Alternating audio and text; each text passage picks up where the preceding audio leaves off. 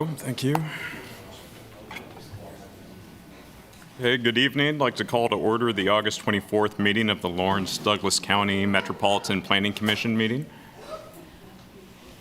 To start us off this evening, we'll have Becky Pepper share the rules of the meeting with us. Becky? Thank you, Vice Chair. Good evening, everyone. Please silence your cell phones to minimize distraction during the meeting. When the chair calls on public comment, please approach the podium to indicate that you wish to speak. Virtual participants should use the raised hand function to indicate that they wish to speak during public comment. Once your name is called, please unmute and turn your camera on to provide your comments. Please state your name before speaking. The city reserves the right to turn videos off or mute participants. All comments will be limited to 3 minutes. The primary format to access and participate in this meeting is in person at City Hall. Virtual access to view or participate in the meeting cannot be guaranteed. The chat function will not be monitored, and if you have any trouble, the meeting can be viewed on the city's YouTube channel and on cable channel 25. Thank you, Becky. Okay, usually this is the point in the meeting where we consider and approve minutes from the previous meeting, but I understand that there continues to be a technical difficulty there, so we will defer consideration of the June and July meeting minutes until next month. We're going to just pile on Chair Kelso when he returns, so Nice. we can deal with that. We'll move to committee reports. First, Lawrence-Douglas County Metropolitan Planning Organization Policy Board. We did not have a meeting. Okay. And then the North Lawrence Comprehensive Corridor Study. We did not have a meeting. Fair enough. Okay, on to communications. Jeff, have we received any written communications from the public? Yes, we did receive a request from the applicant to defer item number 2, which is the annexation at 1593 and 1900 Road. They'd like to revise a couple, excuse me, get my points right here. They'd like to have time to update and revise that application going forward. So per your bylaws, you do have the ability to consider that prior to the rest of the items. Okay. And I know we dealt with this recently, but Jeff, do you mind reminding us, if we defer an item, that just remains out there until the applicant decides to bring it forward again? Is that Correct. When they're ready to bring it forward, they can tell us and we put it on the next available agenda for them. Okay.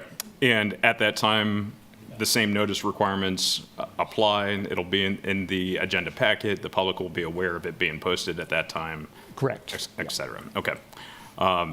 Very good. Unless there's any discussion on that point, would be looking for a motion to approve the deferral. I make a motion that we defer the item. Second. Second. Motion and a second. Any discussion? Okay. Again, this is motion to defer consideration of agenda item number 2. All those in favor say aye. Aye. Okay. All those opposed? 1. Okay, motion carries, and so that will be considered at some later date to be determined. In that case, members of the public, if perchance you were here to share your thoughts on agenda item number 2, again, that's the annexation related to the area around the airport. You're certainly welcome to stay with us and hear discussion of the other items, but we might give you a minute to exit if you don't want to stay. So.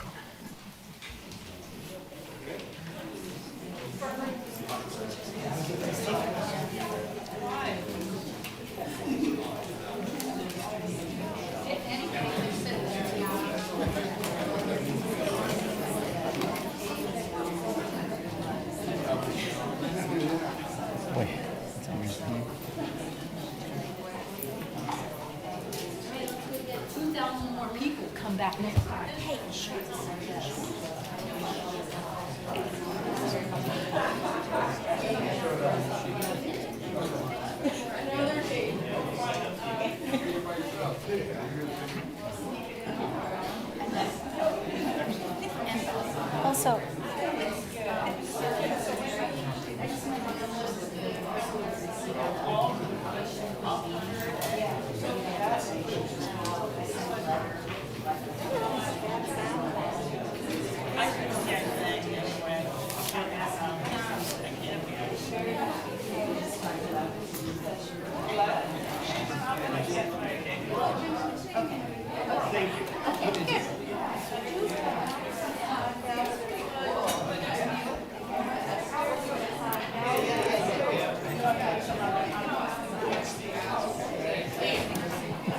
Okay. And, Mr. Chair, all of the communications received by the 10 o'clock deadline were included as part of your packet this evening. Appreciate that. That's where I was going next. Jeff, have we received any written communications from staff, planning commissioners, or other commissioners? None this evening. Okay. Have we received any written action of any waiver requests, determinations made by the city engineer? Also none this evening. Any disclosure of ex parte communications by any of the commissioners? Nope. Nope. Looking online. Nope. Any declaration of abstentions from specific agenda items by commissioners? Very good. Okay. Now that brings us to general public comment.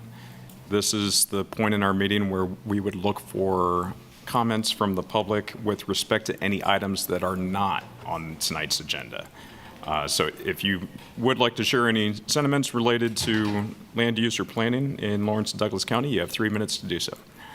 Please state your name and your address as you come to the podium.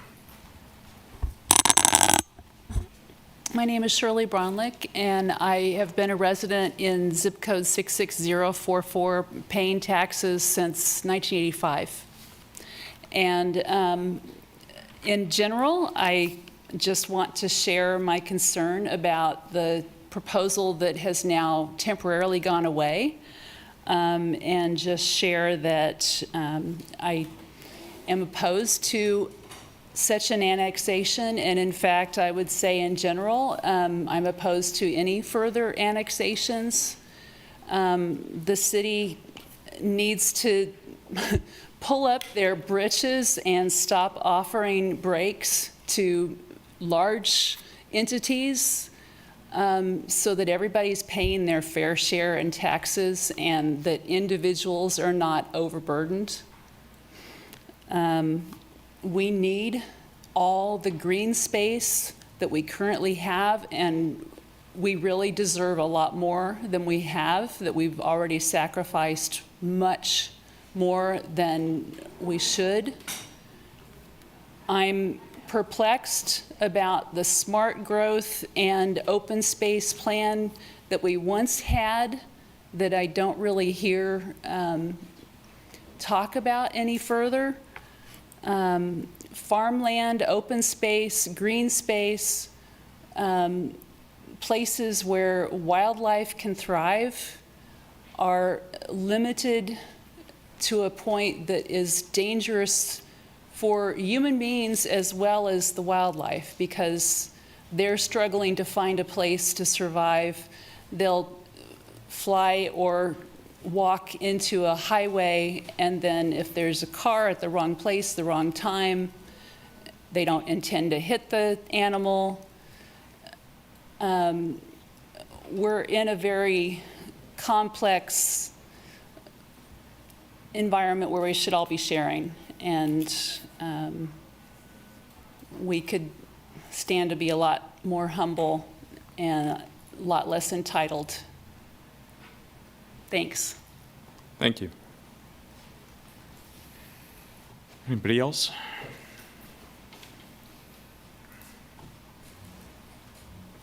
Okay, I'm just going to bend down then. Good evening, Commissioners. My name is Dominique. I live in 66049. I was interested to see if there's going to be updates to the mid-month planning, and if we were to get some more topics on that and have those meetings, like the informative meetings, if we could do it maybe perhaps in the evening instead of so early in the morning. Most people, unfortunately, have to work, and I think it would be really good because I see so much interest amongst our residents to get into these conversations, but I think there is a big technical barrier, and I don't think that's the fault of the staff. I don't think it's the fault of the commission. I don't think it's the fault of anybody. I think everybody's really trying to understand all these very complicated processes, and I think it would be a great way to start integrating some of these thoughts and get this information disseminated in the planning sense, because it is so very technical, and then we could have the community kind of understand the way I think about it, instead of wasting time and effort on an argument that is going to be limited, like we saw recently, because of state statute, right? So we would have a collective understanding where it's like, okay, well, maybe we can't advocate for this, but maybe there's this other innovative idea we could talk about. Or it could be a way for the city to get feedback on what the citizens are also looking for too as well when they're looking for planning. I think the staff do a great job for what they're required to do. A lot of the times they evaluate an application. I don't always agree with the way that they evaluate it or the opinions stated in it, but I do want to give appreciation to the staff for the amount of work that they're doing. I think it would be very nice to see the other stuff that the staff is doing. So if we're going to do a comprehensive or a sector plan or something like that, we could get notice beforehand, and then also perhaps ease the burden of the staff too as well, and have it in like a structured format where we don't have to have staff meet with people individually, or like kind of coordinate some of the information, or do, I hate to use the word data harvesting, but like in a more efficient way. But then I also wanted to back up what Shirley was saying, is I think that we have lost the environment as a core understanding in planning, and I think this is again just the translation of the technical aspect of the planning. I understand when the city says that they have easements for sensitive lands.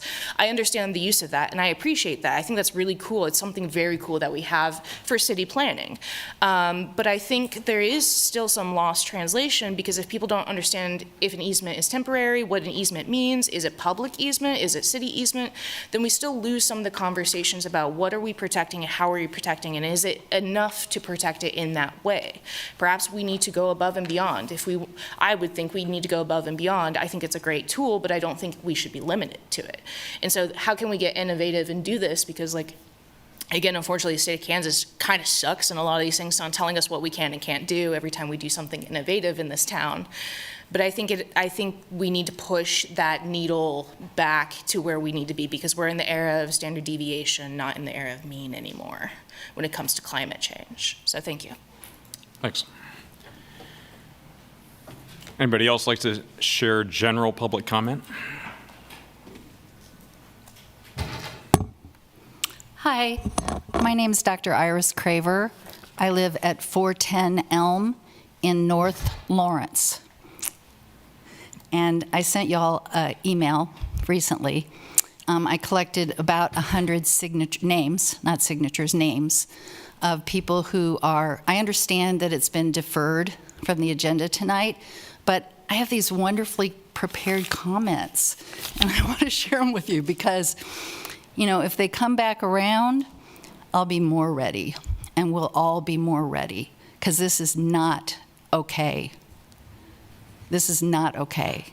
Annexing that land adjacent to the airport is not okay for North Lawrence and for the community at large. I did some research and found out that it's recommended that there not be development around airports because it can cause visibility concerns for pilots, and it's a safety issue.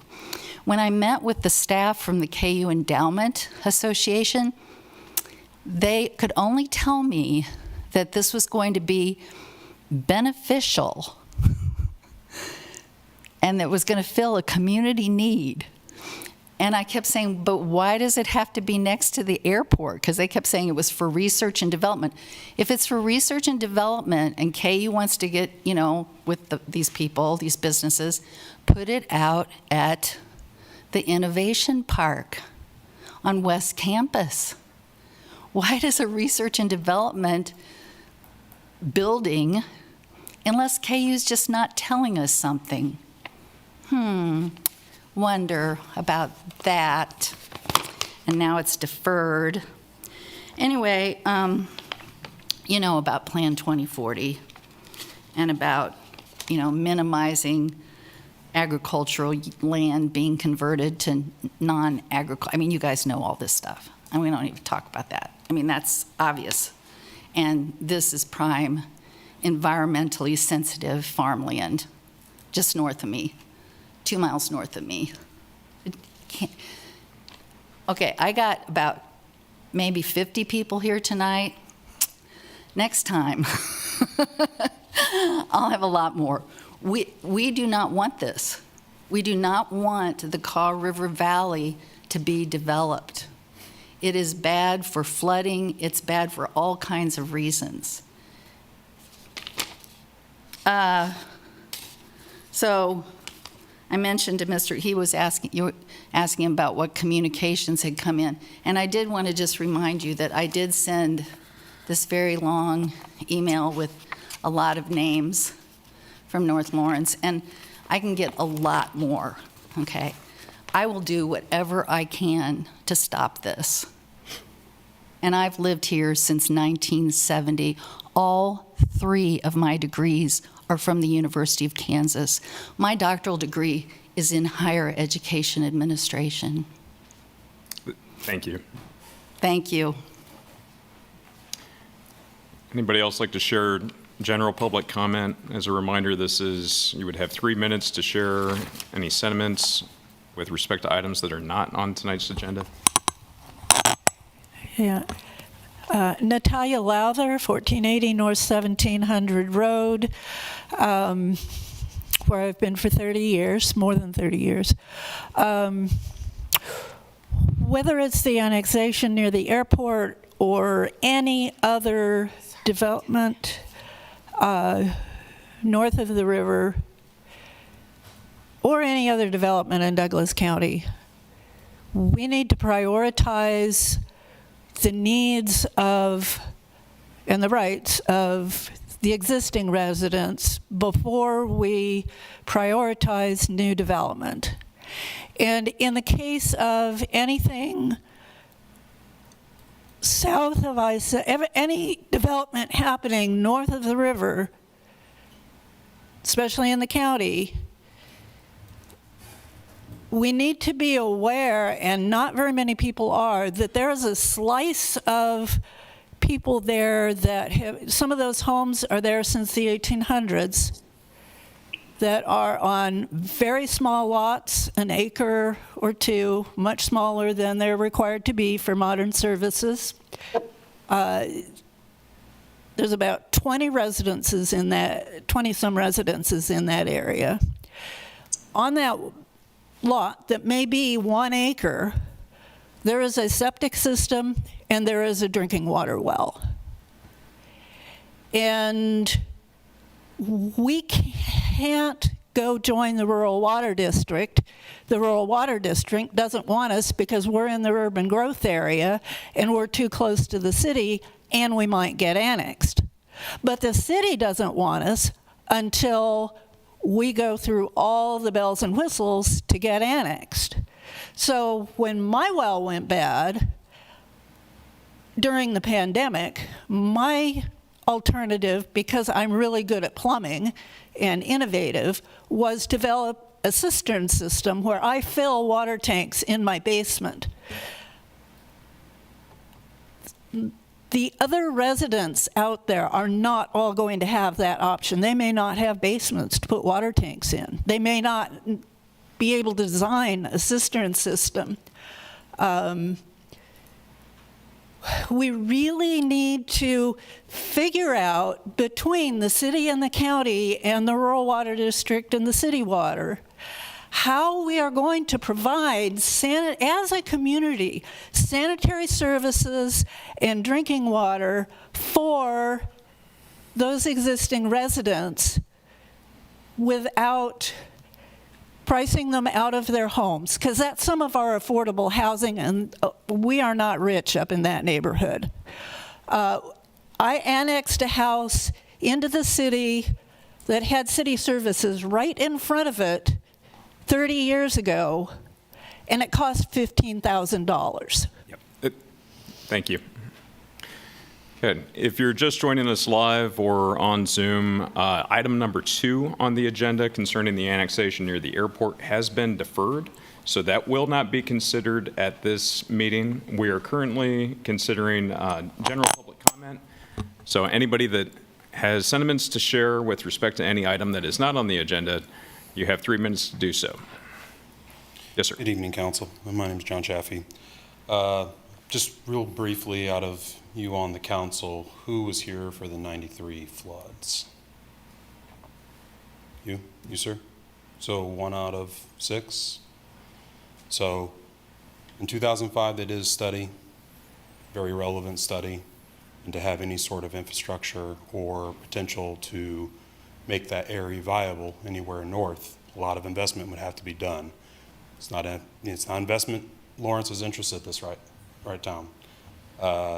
You got rid of the fertilizer plant. You're able to move industrial out east, which there was a big linchpin in that for a few decades if you lived on the east side of Lawrence. I would just say if you could stop targeting it.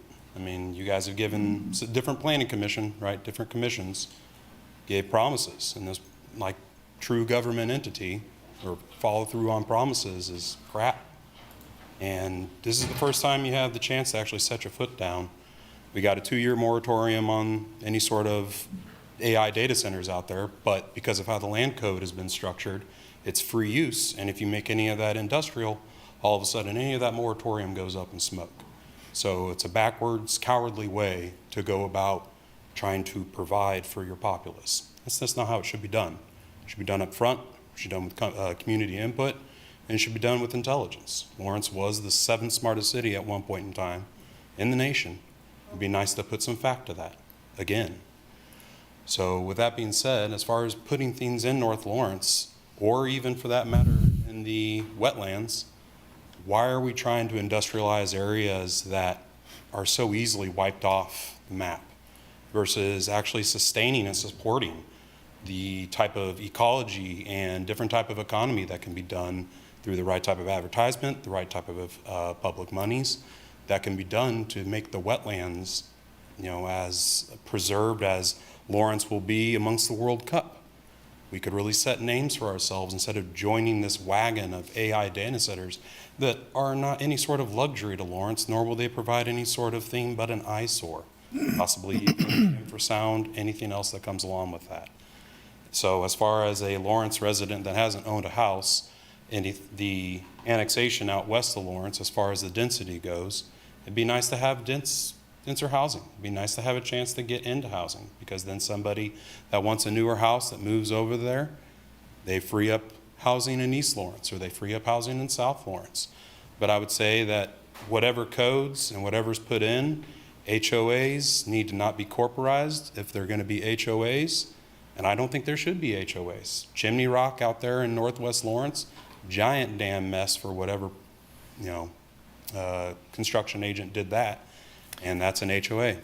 So, Thank you. anyway, I appreciate you. Anybody else wish to share general public comment? Again, this is your opportunity to have 3 minutes to speak with respect to any item that is not on this evening's agenda. Thanks, Commissioners. My name is Debbie Melks. I'm the co-owner of Chestnut Charlie's. We have 20 acres at 1840 East 1450 Road, which we planted in 1995. I know there's lots of very, very good comments that were given regarding this annexation, so I'm not going to repeat all of those. I just want to stand up for the soil. At Chestnut Charlie's, this Class 1 soil has given us literally thousands of dollars an acre, not the hundreds of dollars you might make off corn. These trees can live for also thousands of years off these 1,500 trees. Now, while this proposed annex and industrial site would not directly affect us, we are very, very affected by this flooding and the high water in the Kaw River Valley. But it is amazing to me that anybody, the planners, the Planning Commission, would consider killing the goose that lays the golden egg, which is agriculture. This is the best soil. I'm sure you know that. It's got water problems. We aren't on the Colorado River Basin. We have water here. And if you ever go to the farmer's market and see what this valley can produce, you might have a better appreciation of what you're asking. If somebody was proposing to demolish the Douglas County Courthouse, which was only 150 years old, approximately, the whole city would be up in arms. You wouldn't even consider it. This is a building that's made by man, but you're very happy, or seemingly, because we've been coming to these meetings for 30 years, trying to keep the Kaw River Valley agricultural, to disregard something that man can't create, that's been there for thousands and thousands of years. And we can't once it's paved, once it's even got a gravel bed on it, it's not the same. So we've seen planning commissions and planners come and go, and I always wonder, do they ever regret what they did?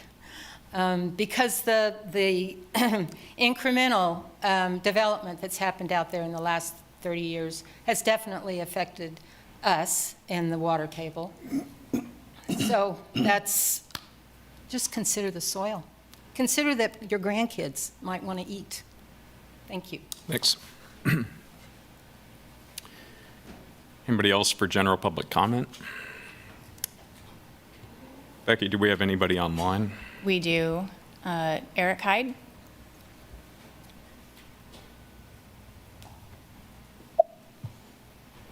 Oh, hello, Eric Hyde.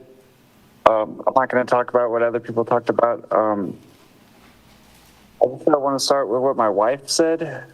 We live in this house right here. Not a very good angle of it. You know, my Lost. call them the TCHA stuff. Just look at them. The ones that by Schwegler Elementary and Cordley Elementary. You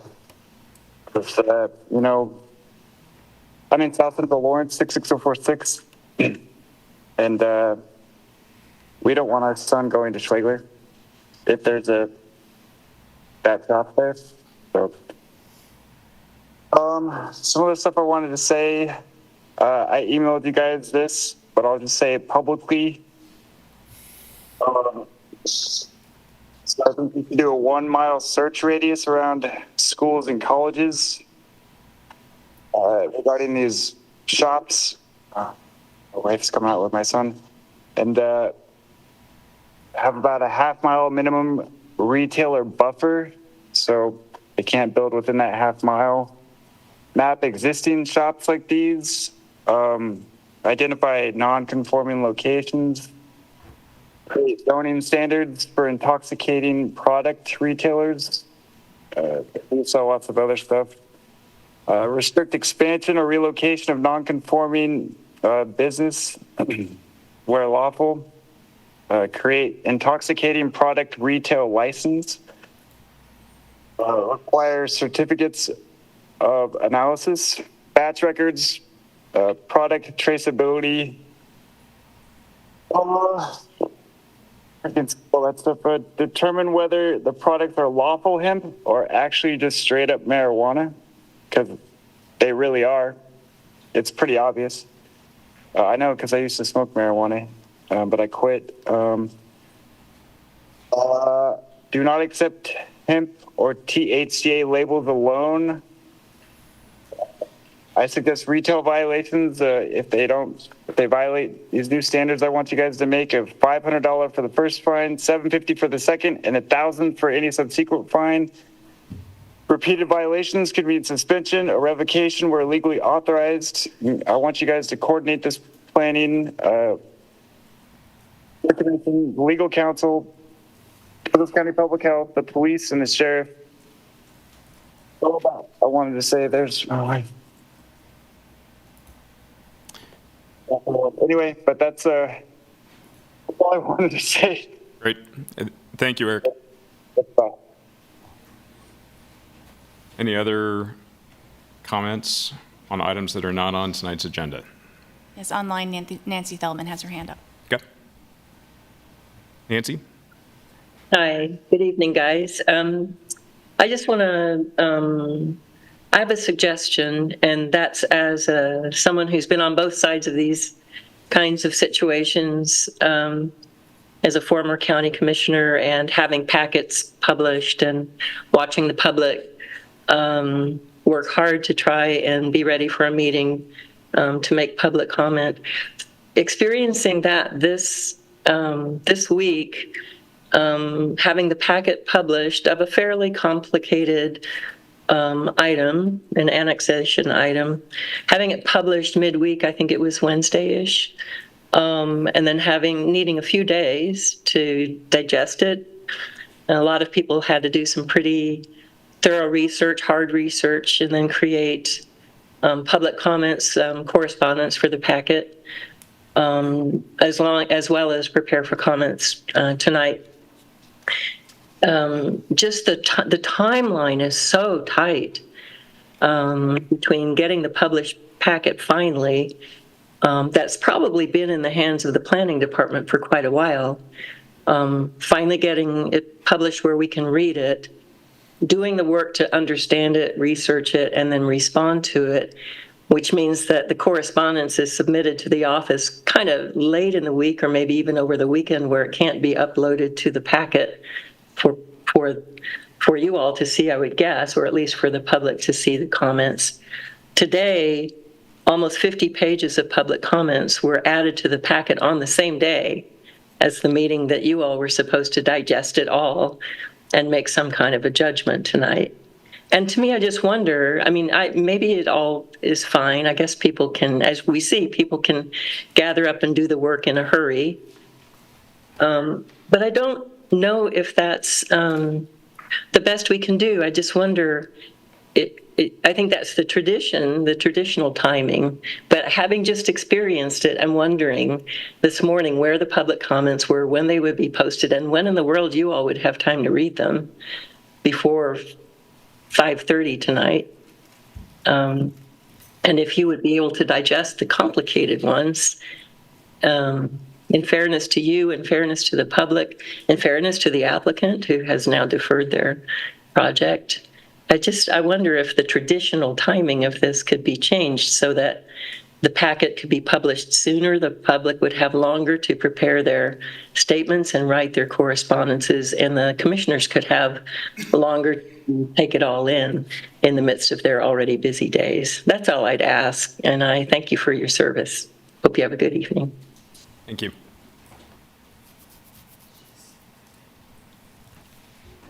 Other general public comment at this time? This is comment with respect to any items that are not on this evening's agenda.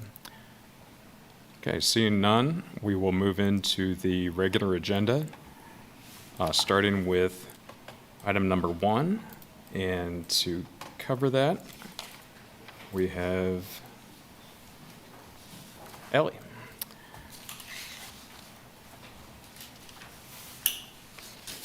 Good evening, Commissioners. So the item before you tonight consists of 2 variance requests, one from the frontage standards and one from the access standards in the subdivision regulations. The request is related to a minor subdivision in review at 243 North 4th Street. The figure in your staff memo shows the location of the minor subdivision application. Minor subdivisions are administratively reviewed, and part of the minor subdivision review criteria requires that frontage and access be taken off of a public street. In this case, the proposed minor subdivision does not take frontage or access off of the public street, as dedicated right-of-way known as Mill Street was never constructed to city standard. Figure 2 in your staff memo shows the location of Mill Street. The applicant is requesting that Planning Commission approve a variance from the frontage and access standards within the subdivision regulations so that frontage and access may be taken off of the alley adjacent to the north. The subdivision regulations give the Planning Commission the authority to grant variances from these design standards. 3 criteria are used to determine whether to grant a variance request. Your packet this evening includes a memo from staff analyzing the request of the review criteria. The finding from staff is that the request meets all 3 of those review criteria. City engineer also weighs in on the review variance requests. In this instance, they have communicated that they would support the variance requests as there is no current plans for the city to improve Mill Street to city standard. With that, staff's recommendation is that you approve the 2 variance requests, and I'm happy to answer any questions you may have.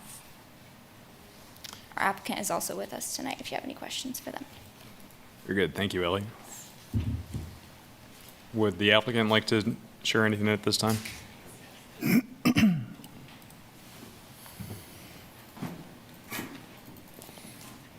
Good evening, Paul Warner Architects.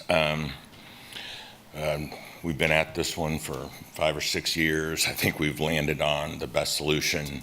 It's one house. It's awesome. There'll be access off the alley, which serves several other properties.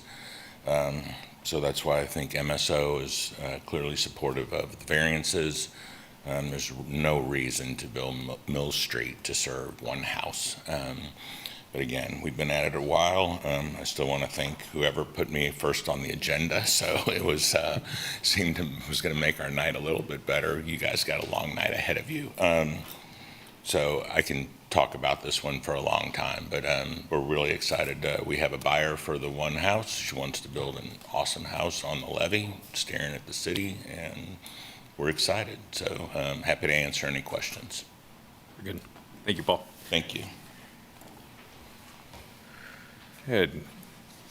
Anybody to share public comment with respect to this item, agenda item number 1?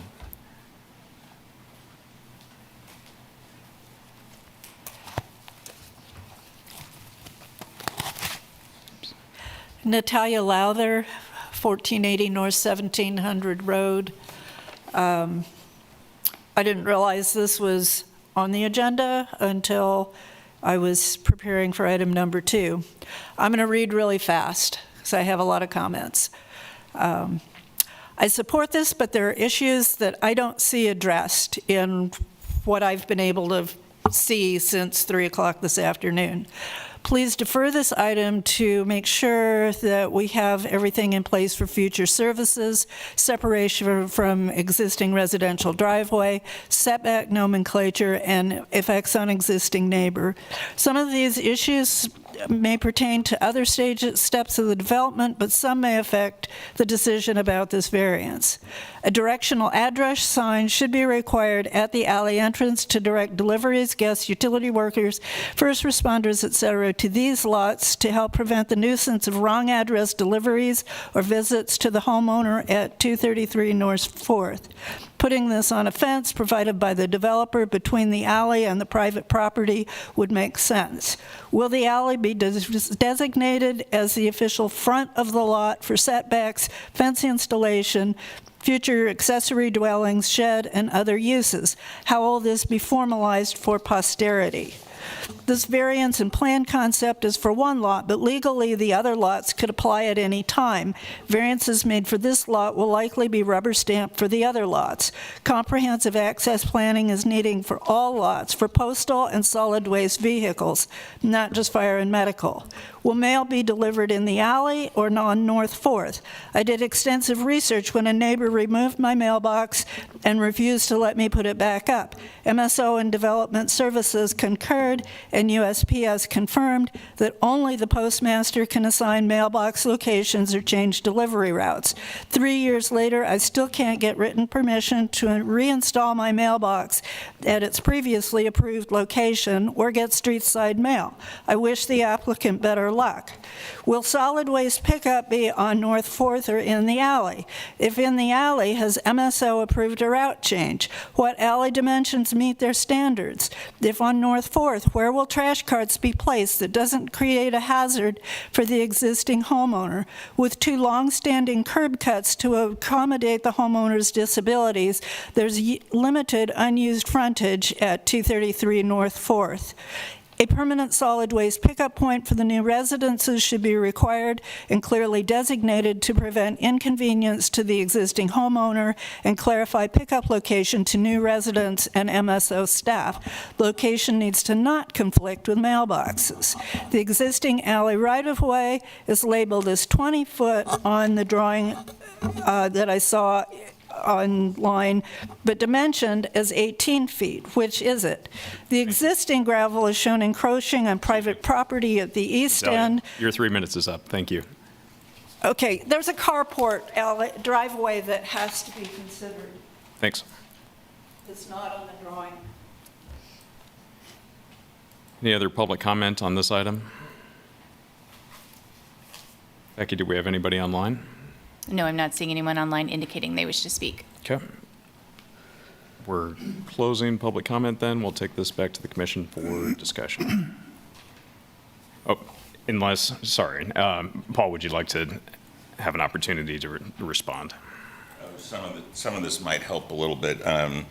There's a sanitary sewer in the alley, so services are already there. Water lines on 4th Street. We have to bore underneath 4th Street to get a water line to this one lot. The reason why you can see that's one lot and Tract A is that it can only be one lot unless they want to go through a bunch of hoops.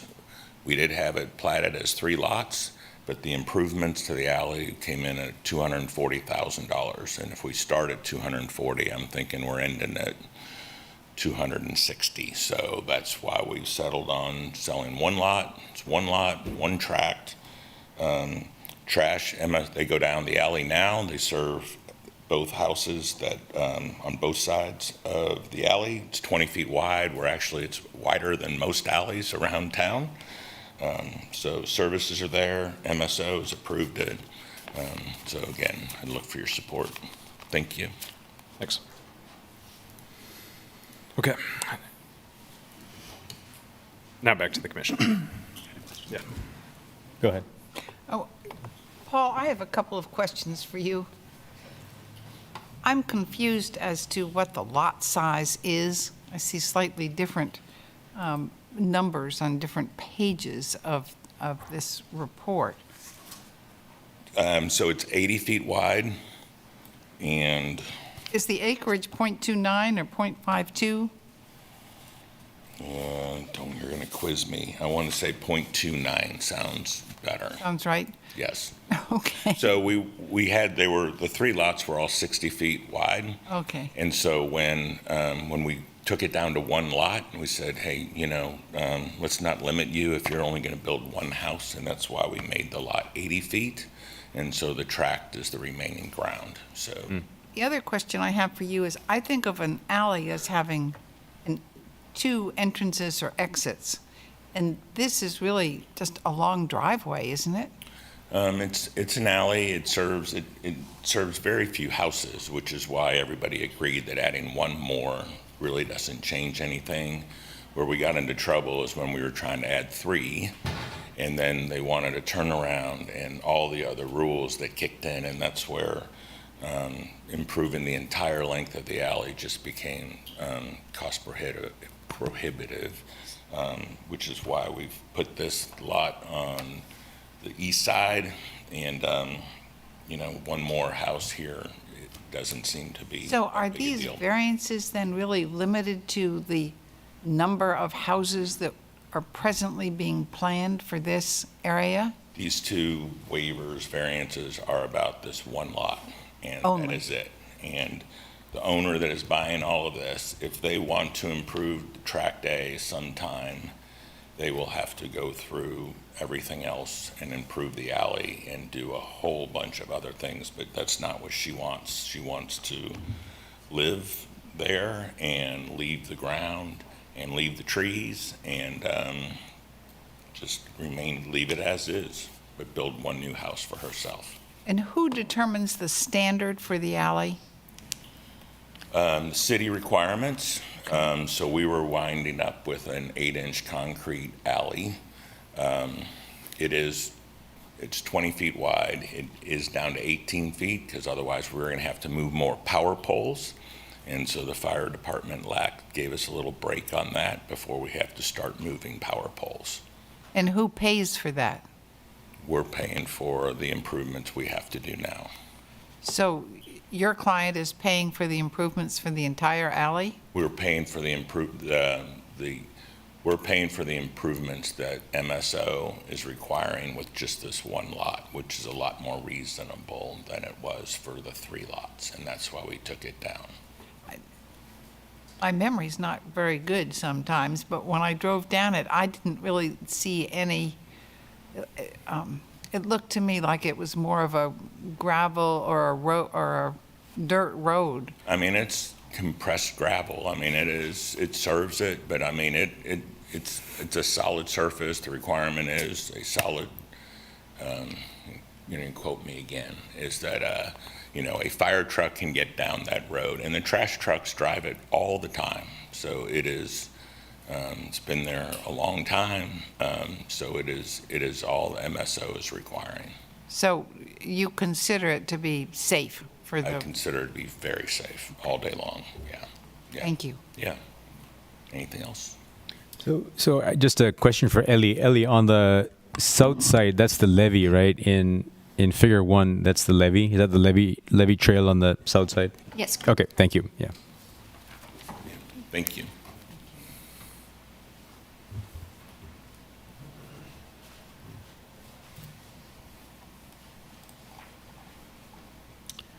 Other questions?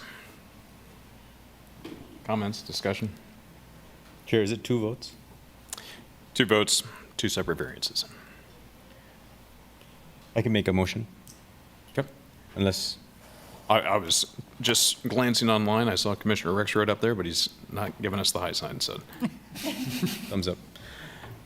So I make a motion that we approve a variance request from Section 20-1110B of the Subdivision Regulations for Mill Street Addition Number 2, a minor subdivision replat located at 243 North 4th Street to allow frontage on the adjacent alley right-of-way, and forward to the City Commission for approval.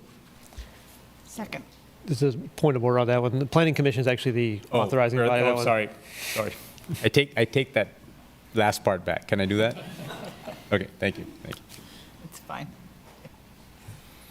And your second still holds? It Okay. still holds. Very good. We have a motion and a second. So this is for the first variance. Any discussion? Very good. In that case, all those in favor say aye. Aye. Raise your Aye. hand. Okay. All those opposed? Okay. That was unanimous. You can do the next one. Yes, please. Make a motion to approve a variance request from Section 20-1110C of the Subdivision Regulations for Mill Street Addition Number 2, a minor subdivision replat located at 243 North 4th Street to allow access to be taken from the adjacent alley right-of-way. Second. Motion and a second. Any discussion? Very good. In that case, all those in favor, please say aye or raise your hand. All those opposed, we have another 7-0. Okay, that's agenda item number 1. Thank you. If you're just joining us, or if you weren't paying attention earlier, we have decided to defer at the applicant's request agenda item number 2. So that will not be heard this evening. Instead, we will move to agenda items 3, 4, and 5. And as these are all related to the same development, potential development, and brought by the same applicant, we're going to consider these together. In doing so, we expect that there will be just one presentation from staff, one presentation from the applicant, one opportunity for the public to comment on those 3 items together. So just want to be clear, it'll be 3 minutes public comment for those 3 items together. We will not be taking them in turn. Once we get to votes, there will, of course, be separate votes for those items. Separate votes. Got it. Chair, I just would like to register my objection, because I think anybody who comments should have 3 minutes on each one of those items, particularly since they're different in nature. They're annexations and then there's zoning. Very good. Thank you. Other comments before we pass the mic to Ellie? Okay. Yes, sir. I would agree with that also. I probably heard more comments about what we did last time where we lumped things together. And I think they are different. I think they need to be looked at separately. And whether we can change that and say let people have their voice on each of them, I am not sure. But I support that. Letting people give the input is what I need. Very good. That is something that if a majority of the commissioners here this evening so choose, you're welcome to overrule my position on the public comment procedures with respect to these items. So if that's the case, you can make a motion in a second and have a vote. Yes. Make a motion to extend or allow public comment on each of the items. Okay. Second. Second. Okay. If there's more comment? Yeah, this is opportunity to So who made discuss. that decision? It sounded like you said you did.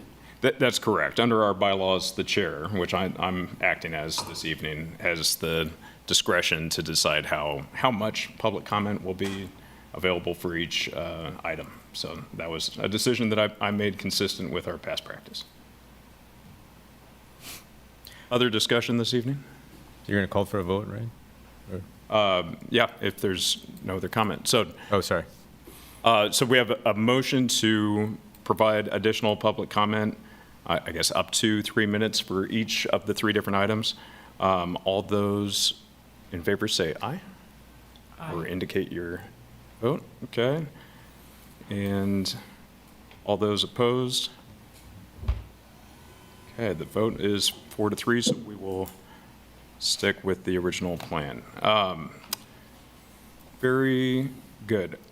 Ellie, take it away. I'm sorry, I spaced out there for a second. We're doing them all together, is that correct? That's right. Okay, One way or the other, you're doing it all together. Okay. The question was just, what do we do with public comment? Perfect. All right, good evening, Commissioners. Ellie Mullins, planner. So this next item is a request for annexation along with 2 accompanying rezonings. Annexation A-25, oh, 1 second. This is our item 2. Let me get to mine quick.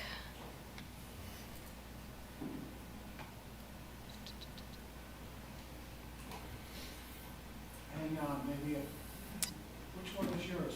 4? It's 005, Oops. or 0005. Okay, here we go. There we go. Sorry. No, you're good.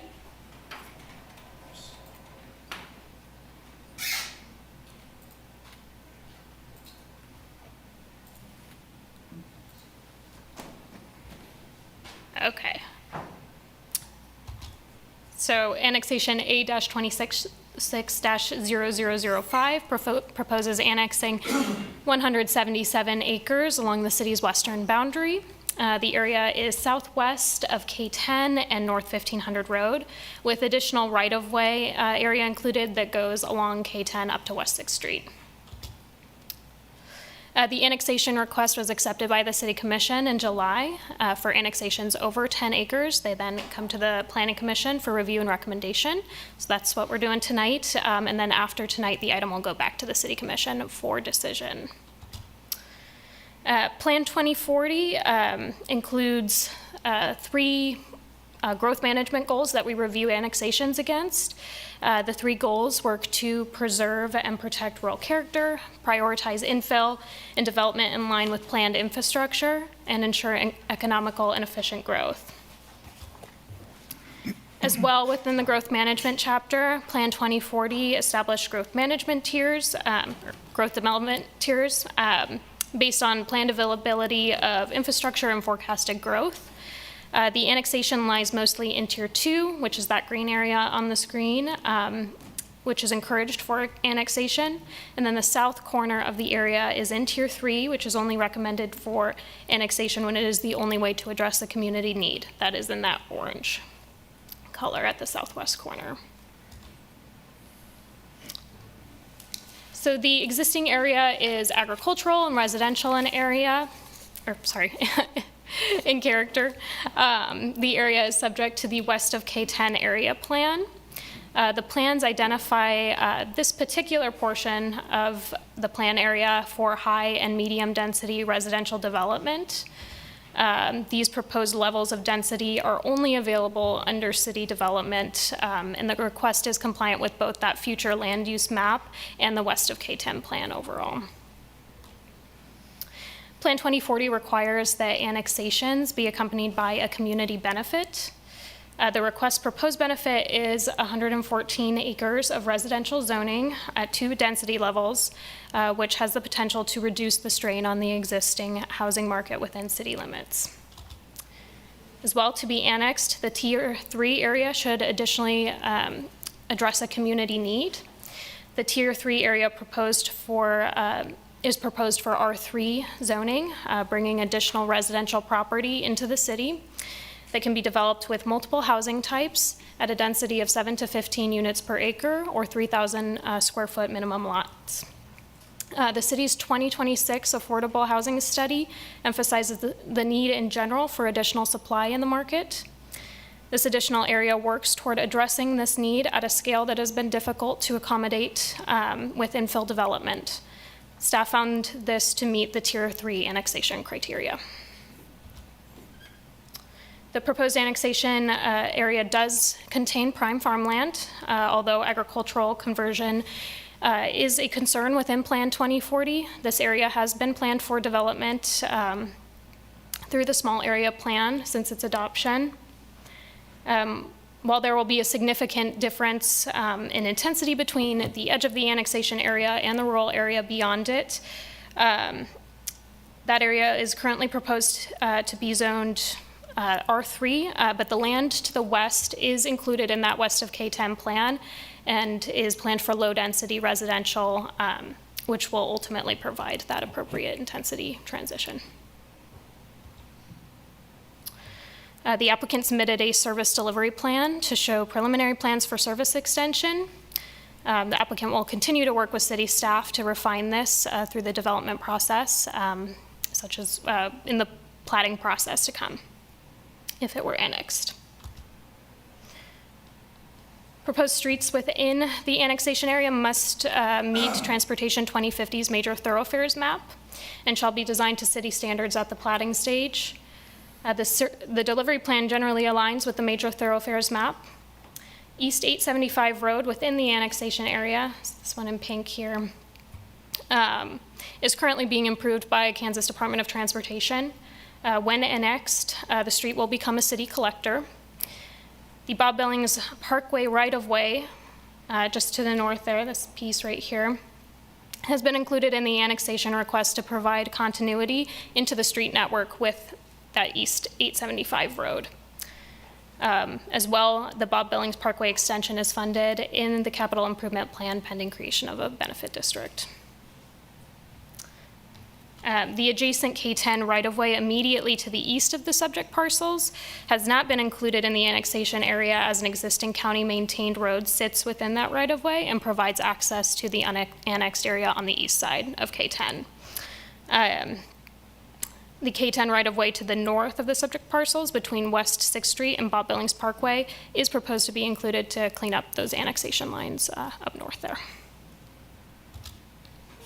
The project proposes sanitary sewer service to be provided by gravity pipes to the existing manholes constructed under K10 with capacity studies performed during the platting process. As the area develops, properties are expected to connect to city water service with a looped water system. The applicant proposes a loop through the potential future development to the north, though a loop can alternatively be accommodated by existing water line crossings at North 1500 Road. So this is their proposed loop there, but the loop can also be accommodated over this way. The area will ultimately be served by Fire Station number 6. As well, additional city service or city staff and investment may be needed beyond the required infrastructure improvements as the city continues to develop west. Overall, city services are currently able to extend to this area, and they currently are extended to the east edge of it. Any extension requirements not included in the city's capital improvement plan will be the responsibility of the developer. And again, further refinement of the service delivery will take place during the planning stage. Based on staff's review, the proposed annexation was found to be compliant with the recommendations of Plan 2040, and staff recommends approval of the annexation. I'm going to move on to the rezonings now. So we have two rezonings proposed with the annexation, one to the R3 district and one to the R5 district. Currently, the area is zoned AG1 agricultural under the Douglas County zoning code. Any annexed land must be rezoned to a city district. There's the current land use map as well. Get back to our review criteria in a second. The first rezoning is to R3, 76 acres of R3.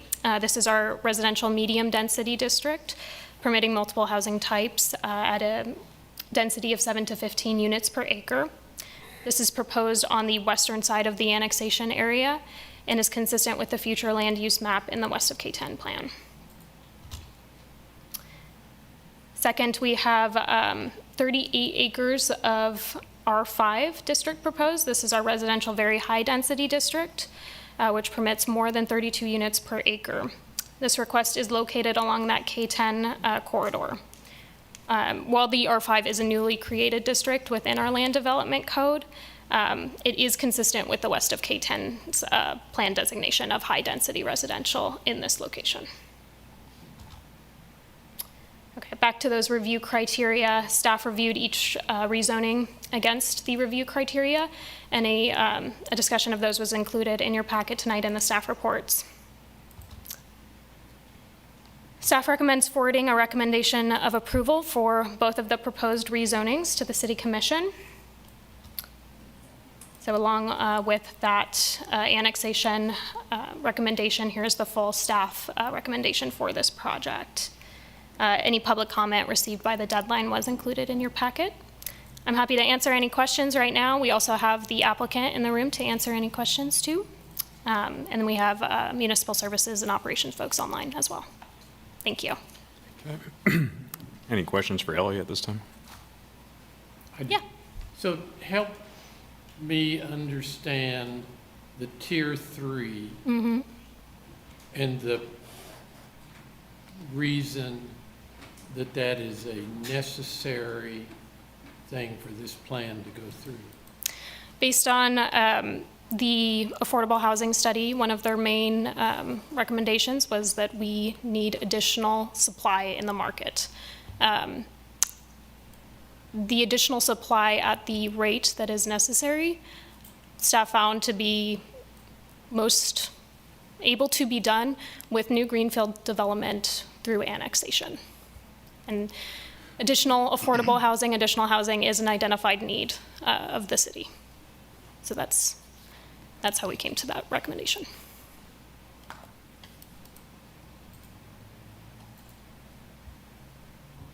Any other questions?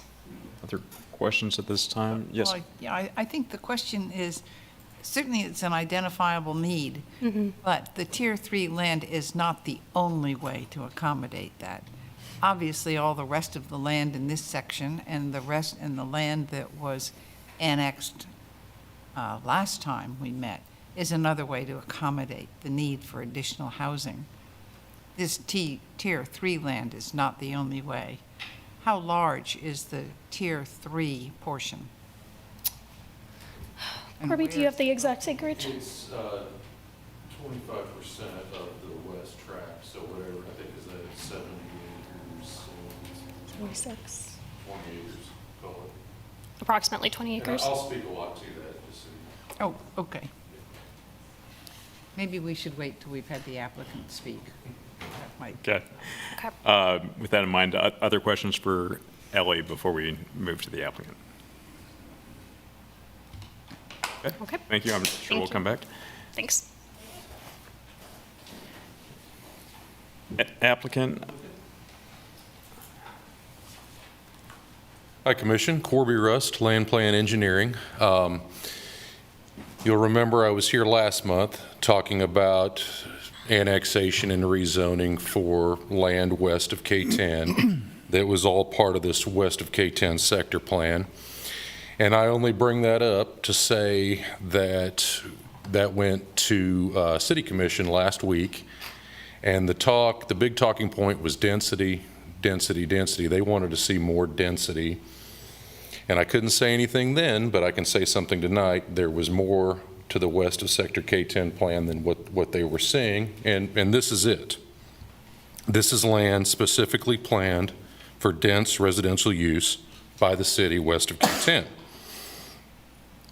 The sector plan future land use map calls for future development of what was at the time 2 high-density residential uses, medium and high.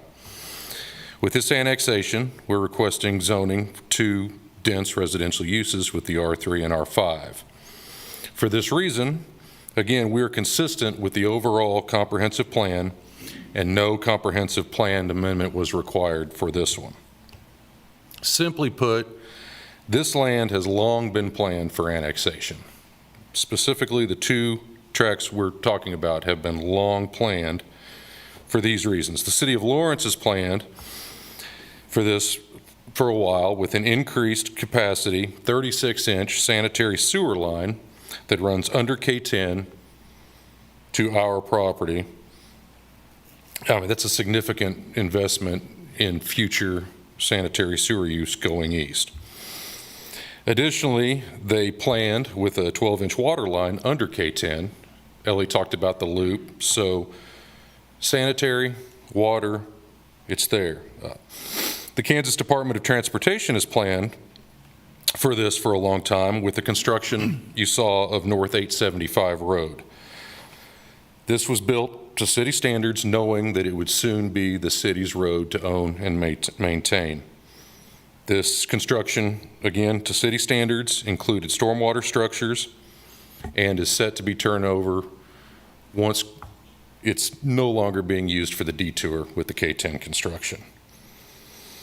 And third, the landowner has planned for this for a long time by foregoing any compensation to the right-of-way that was required to build this future collector street.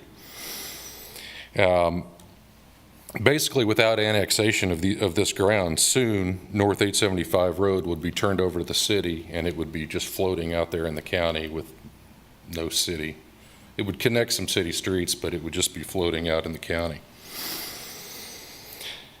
So these improvements distinguish this land as eminently developable.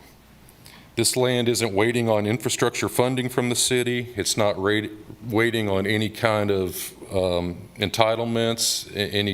It's not waiting on anything. It's ready to be annexed, zoned, and to begin the next steps. Tier 3 is interesting, same situation. We've got a corner of the property on the west side that's in Tier 3.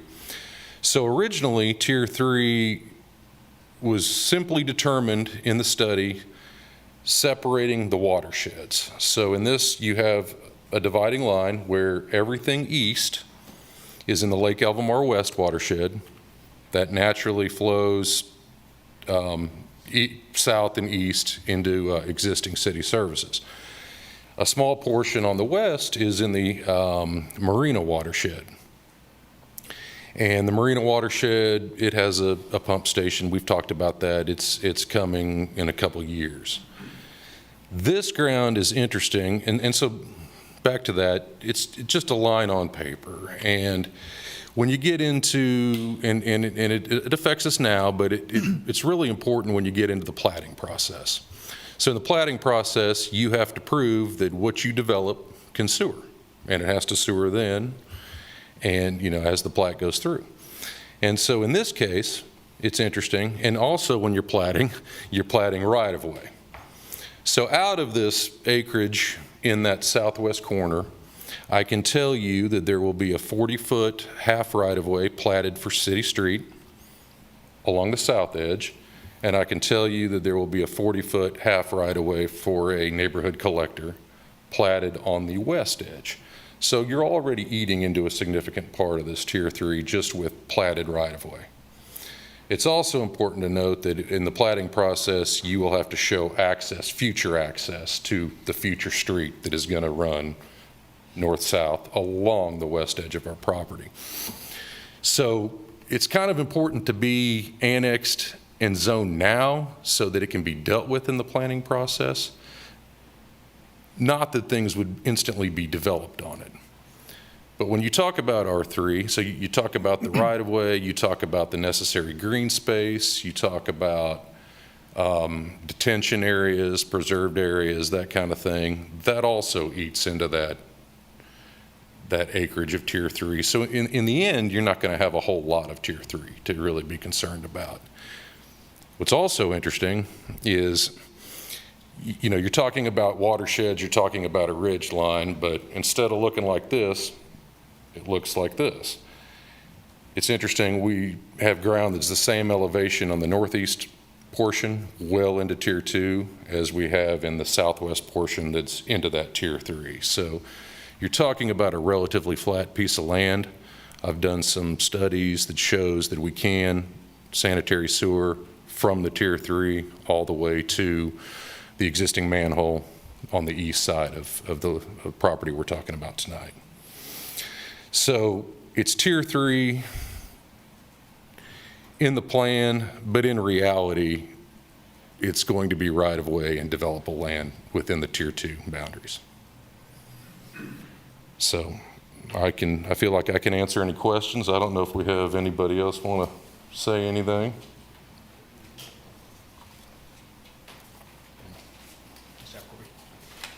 Good evening, Commissioners. Patrick Watkins. I'm here with Dan Watkins.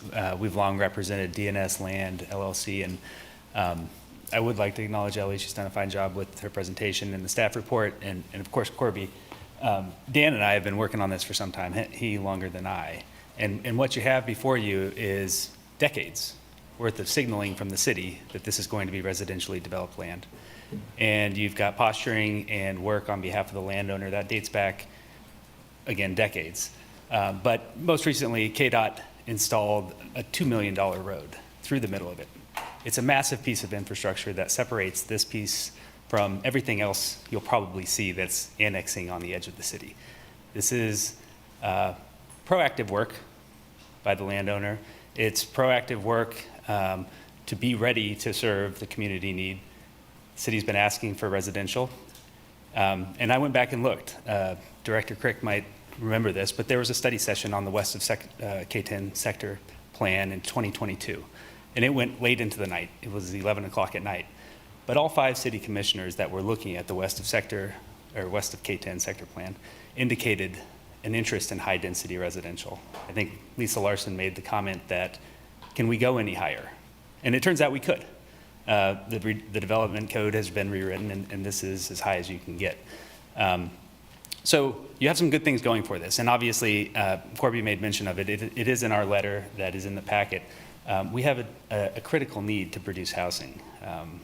Study indicates something like 6,000 total units between new single family and rental units, 3,000 of each or so, more than 3,000. But it's hard to grasp how many that is.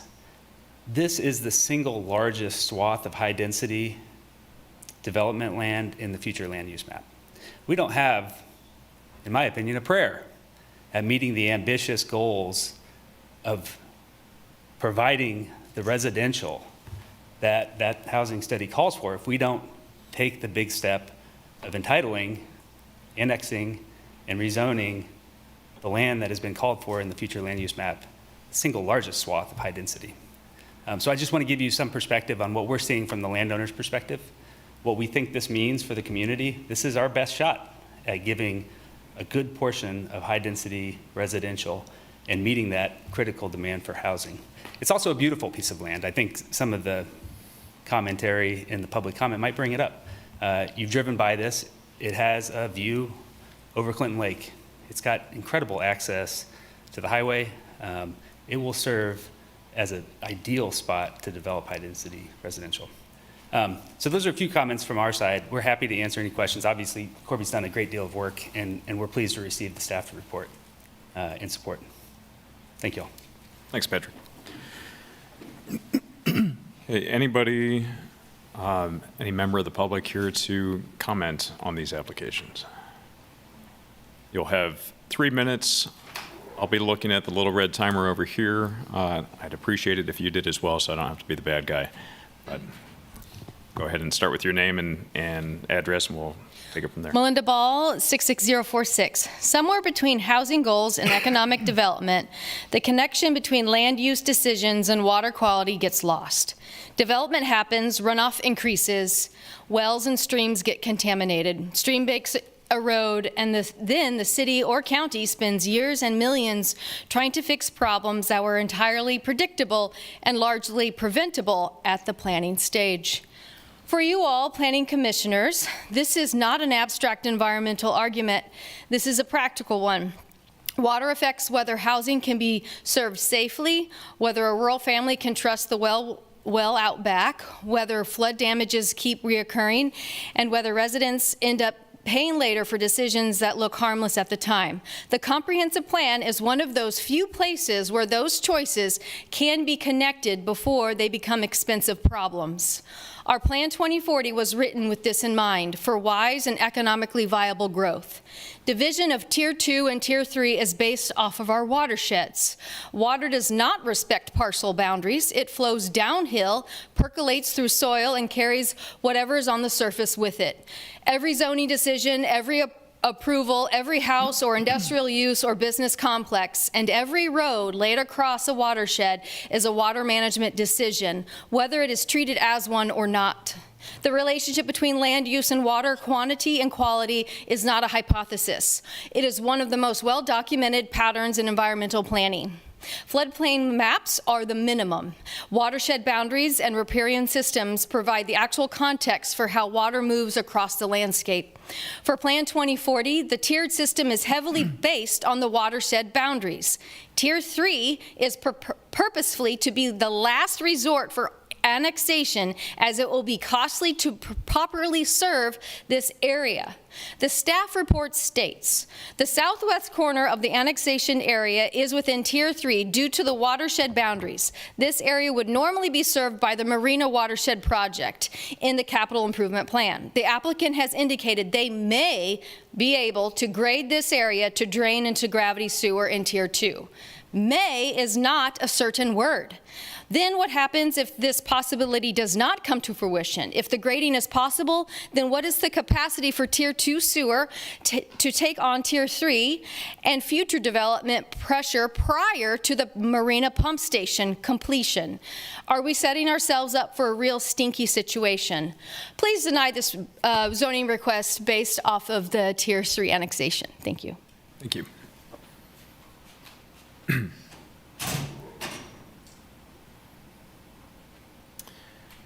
Other public comment on any one of these items?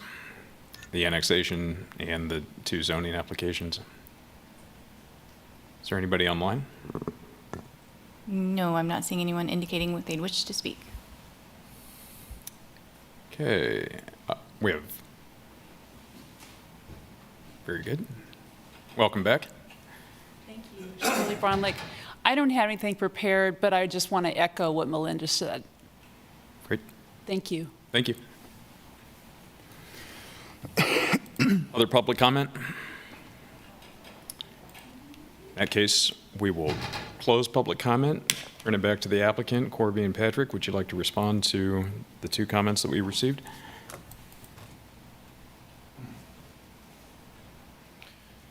Just again, a reminder, this is the first part of the process.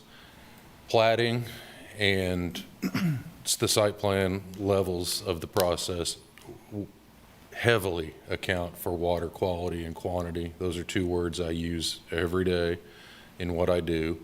And again, all that stuff is addressed at later parts of the process. So just remind everybody, this is just the beginning. Got it. Thank you. I'm sure we may have questions for you all. Okay, bring it back to the commission for discussion. Yes, Commissioner Crawford? I would like to acknowledge the statement that Melinda made about the Tier 3 lines don't follow property lines. Unfortunately, we're stuck in a pickle when they don't, right? Because now we're looking at an annexation of property that I'm going to just make up a number, and I apologize, I didn't do the actual math. 80% of it or so is in Tier to where we are anticipating annexation in the Plan 2040. Then we have this roughly, I think they said 20 acres that's in the Tier 3 land. And we've seen this before where we've had even worse scenarios where the land differential between Tier 2 and Tier 3 in altitude in elevation was pretty dramatic, right? So it made it really tough for us to consider how that Tier 3 was going to be integrated into the annexation. This one with the reports and everything, you know, it stinks because I don't know the best way for the applicant to move forward if we have to follow the Tier 2, Tier 3 lines to a T, purely and simply because it'd be pretty hard to separate or slice off that without a whole separate process that's years and likely thousands of dollars in the making just to get that slice pulled off. I thought about this all week, especially considering all last week, excuse me. I know today's Monday, I'm sorry. When we considered, you know, the second one that got knocked off of our agenda for tonight, where most of it, I think all of it was Tier 3. And so we knew that that was going to be a pretty interesting discussion. But the way that I'm looking at this one as it pertains to density and what the City Commission has really tasked us with in terms of consideration, right? They're the ultimate decision makers. We're the recommending body, and we're listening to the reports and the applicant here. I would like to believe that this land is suited for this high density. K10 has been prepping for it. The landowner has been prepping for it. Our city needs it desperately. We'd had this talk last month where there are so few homes that are affordable. My mother-in-law is currently looking. It is a very interesting and tough market, and having the volume, because it's still probably a few years out before a development can officially be completed. So I intend to support this, but I do want to acknowledge the frustration that does come with seeing part of this being in Tier 3, part of it being in Tier 2. I acknowledge that, absolute. But it's really a difficult thing whenever it comes to like selling the land the way we design land in our country, in our counties. So.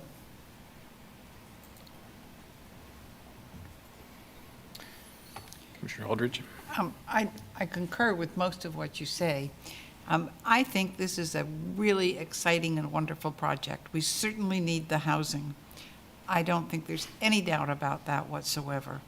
I do think that the question of what watershed that Tier 3 is in is also very important. And happily, the applicant has very talented attorneys who can make a legal description that would carve out the Tier 3, and then the rest of the property would all be properly annexed and zoned as the applicant has requested.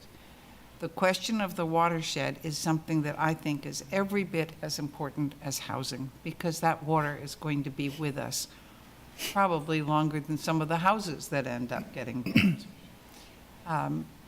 And I do not believe that I can support the annexation. I supported the annexation the last time because it was only 12 acres in Tier 3, and that was a mistake. I'm really sorry that I did that, because if we undermine our Plan 2040, I think we lose all of our viability as a fair and decent planning commission. We need to make changes to our comprehensive plan if we're not going to pay any attention to watersheds anymore. But right now, it's an important part of our plan. It's an important part of consideration with annexation, and it's very clear that we only annex the Tier 3 when it is the only choice. And it's hard for me to believe that this Tier 3 land is the only choice for housing in Douglas County. We've seen examples that it's not correct. So I would certainly ask these attorneys if they would be able to make this annexation request modified just to take out the Tier 3 and then move forward with the west of the annexation and the zoning as requested.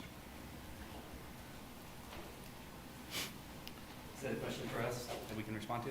I believe you're a very capable attorney representing the applicant, yeah. Well, I think the planning staff could have a role in this too. I mean, what you're talking about is a minor subdivision where you would presumably carve off a portion of the property following the drainage district lines. Is that the proposal? I think that would be the watershed lines, yes. I think there's some complexities to that. The minor subdivision process doesn't favor curved lines, first of all, nor does traditional development. Creating a bunch of irregular parcels through this area doesn't lend itself economically for a range of things. I suppose it could be done, but it would be contingent upon staff to do so. I think a minor subdivision in that area would take months, if not, I don't think we would be back anytime soon for that. But I think staff could tell you what the minor subdivision process is like.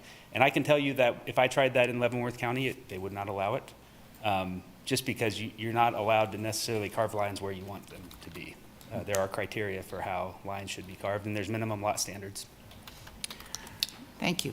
I have a follow-up question there. I appreciate that particular path that Commissioner Eldridge suggested may introduce unnecessary complexity, and that we do have to work with the lines of the parcels that we have. I guess a clarification for me, that lower quadrilateral down there that we're going to consider splitting into R3 and R5 later, that's two different parcels, correct? There's a triangular parcel and then there's a rectangular parcel? The two different parcels, yeah, and there's a road between them. That's right. So those are already separate. And so if we wanted to, or if you all wanted to, if staff received an application for this, we could have an application that just considers annexation of the triangular portion that doesn't have that Tier 3 issue. Is that correct? There's no requirement that we'd have to include the other parcel that has the Tier 3 land in it. I suppose there's a scenario, but annexations are primarily applicant-driven. We would have to agree to that, which Correct. Doesn't really make sense economically to start with. But fair. Sure, they are separate parcels. Yes. So I guess next question is, what's the necessity of including both of those parcels in the annexation request at this time? Is there some broader planning consideration that these really need to go through the process together, even though they're fundamentally different in that one is almost 100% Tier 2, and then the other is pretty dramatically split between Tier 2 and Tier 3?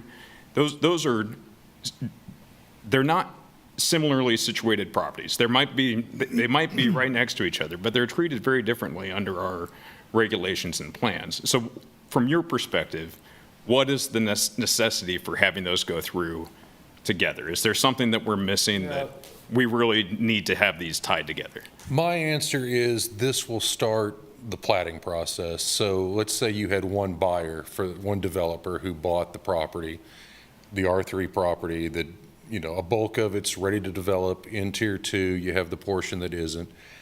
You start the platting process. Plats are phased.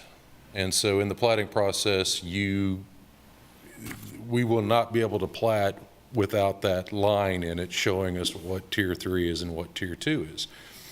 If we make the sanitary work, well, then maybe we can cheat over into it a little bit because it's on that piece. But if it doesn't work, it's a phase, and it waits until the pump station for the Marina Water District is in place. It helps pay for the pump station that gets into place, but it's there to start the process, to help everything start to go forward for the Marina Water Station, which we know is coming. We just, it's just not tomorrow. Yeah, and so to clarify, because I might be misunderstanding your response, what is the need for those two parcels to be annexed at once? Oh, together? Why couldn't we just, if you brought this application, we could annex the triangular Tier 2 portion and then save the Tier 3 portion for a different day? Yeah, certainly. Is there something about the process that requires them to be considered together? So as far as the two parcels together, well, it's just landowner and wanting to move forward with these two parcels. Remember, we have the 875 road, and so both could be served by public street very shortly. So that's the reason for both of them. Now, like I say, you got a bunch of the R3 that's ready, and then you got both of these together working to connect with the tract that is that's the right-of-way tract for Bob Billings Road. Well, all those working together is what connects it to existing city limits and prevents it from being an island annexation. If you just did one, it might stick out. You could, to get to this point with that, the tract we're talking about that has some Tier 3 on it separated would involve a process with the county and a subdivision replat. And then you're playing by that set of rules and cutting like 20 acres out, and it's just a whole other lengthy process that we could solve on our platting process once we start it with just phases. Got it. So not to, and sorry, I'll hand it off. But just to confirm, if I'm hearing this correctly, it's efficiency.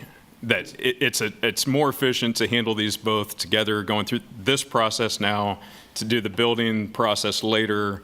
You're going to be improving a road that's going to be serving both parcels. Is that accurate? It's a mix of lower density and higher density. So you have two different kinds of property being developed where you have extremely high next to the SLT. That's what the city wants. The other parcel is lower density, and the city wants single family. So, you have lot lines. The platting process is going to take up all but a few percentage pieces of this Tier 3 through easements and roads and detention. So it's not like it's and as Corby said, it's not here and here. This is like this. And there is a pump station planned to take care of that. There's not going to be development there that creates problems with water, okay, in that section.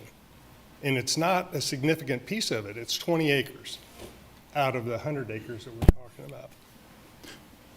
Okay. Yeah, Commissioner Crawford? Yeah, the road that was built, or it's 875, right? Was that, you said that was put in, when was that put in? Or when was that? Just open. It just opened. Was those properties together? Was it one big property before, or was there a? Oh, it was platted. There was okay, I was trying to picture it because I couldn't. It took about 13 acres off the east side, so that's why it's more triangular. Okay, so they bid into the east side tract. Right. So and it's the same owner for both tracts. It's just they nicked off a portion on that side. It was split before. It was. Okay, fair. Thank you. I thought it was, but I just, all of a sudden, my brain started wandering. Thank you. Mr. Chair, Commissioner Rexroad also has his hand up. Okay. Go ahead. Let him go. Yeah, Commissioner Rexroad. Sure, thanks. So, my sense of this next annexation we're talking rezoning we're talking about tonight is that it completes a pretty extraordinary, significant project plan that we began talking about last month. With this annexation, it represents a full spectrum of housing types. It brings together a mixed-use commercial area that creates a truly walkable-like neighborhood, the kind of thing that we aspire to in all of our urban planning and talking about in our new code. It contains planned open space. It's in a new area of town across west of K10 that our community and city leaders have been talking about for quite a while. They mentioned some city commission meetings where they discussed some of this. And I do listen carefully to the conversations about watershed, and I can imagine those conversations where they said, okay, well, we're going to say as we think about classification of tier 2 and tier 3, we're going to put it on this where this watershed is, because the watershed going this way, we've already kind of thought about it, and we can address it this way. And the watershed going this way, we need to think about it maybe in a different way. So we're going to put that off to a later phase. But I honestly don't believe that that the intention was to say we're going to draw some line through this in the middle of it and force that to happen differently. I do believe that. I do believe that a watershed is not a floodplain. It's not a floodway. So it's a completely different thing than that. We live in a hilly part of the state, and almost everywhere you look, water sheds in different directions, including around the homes that we all live in. It's a function of, it's a part of how these larger areas are going to be developed. You're naturally going to come up against some of those challenges. The idea that we asked this developer to go back and recontemplate this project based on this 20-acre slice. And again, with all respect to the comprehensive plan, it is guidance, not rule. And for me, just speaking for me, when I look at this, I think, would it be more efficient for the developer to go through like this? Is there an efficacy component to it? Well, sure. It's more efficient. It does lower the cost rather than the alternative of having them go back through and start over on this particular area. But it's more than just keeping the costs down, which, by the way, ultimately finds its way into the cost of the very housing that we're trying to make more affordable there. But it also will inform, to lose this component at this time will also inform the other decisions that are being made while this thing builds out. What is commercial going to be like? Who will they be able to attract with the full plan in place that they can't attract without that? Just as one example of the kind of things that kind of connect through this larger project. So I'll stop now, but I just want to say that I am eager to support this. My sense is that this is a necessary component to this overall project that we're talking about, and that it doesn't dismiss our comprehensive plan. I think that it lives with it well, and it's the guidance that it gives us. I don't feel like we're actually at odds to it. So I plan to support it. I appreciate the time. Yeah, I have a couple of questions. So, Corby, as far as the tier 3 component, does having the tier 3 make it easier to manage water in general? I mean, is there something about including that piece that allows you guys to, make the water flow more, just what do you think? Not easier. It's going to create a different look from engineering when it comes time to handle the water that flows that direction, right? So you'll have a bulk of the site going east and south, and then you'll have some of the site going south and west. So it changes how that water's treated and how that water's released. Right. Well, I guess what I'm asking really is, will it help you to have that tier 3 land to manage water? Does it make this process, the next stage of this process? It certainly could. Yeah. Because you have a higher elevation on the northwest side of that property, and when you're talking about handling stormwater, it's kind of weird to say, but even though it's a different watershed, a different ridge, it could work to collect stormwater from the north side of the property. Yeah. Thank you. Good. And a question for Jeff is, thank you, Corby. Thank you. Thank you. From spending a lot of time walking and driving in that area, it seems like the city has planned for a lot of development in that area. I mean, residential, the roads are, sort of being built and extended in that area. Does that extend? It sounds like it extends to things like fire and sewer. I mean, there's plans for fire and sewer and stuff like that, right? I mean, the city. Sewer's already there, I think. Right. There's water and sewer already in the vicinity, and there's been, MSO has been planning for that for a number of years. I don't remember the exact number off the top of my head. Right. And to be in complete honesty, I think a lot of the road wear is KDOT and some of the improvements that they've been doing there. So I can't attribute that to MSO or Sure. the city itself. But it has been that expectation over the years. We've seen it in both the West of K10 plan, Horizon 2020, and some degrees in form. Let me try it again there. In some form or fashion, probably for a good number of years, even before that too. I just don't have the dates, but there's been that expectation of that going forward for a good while.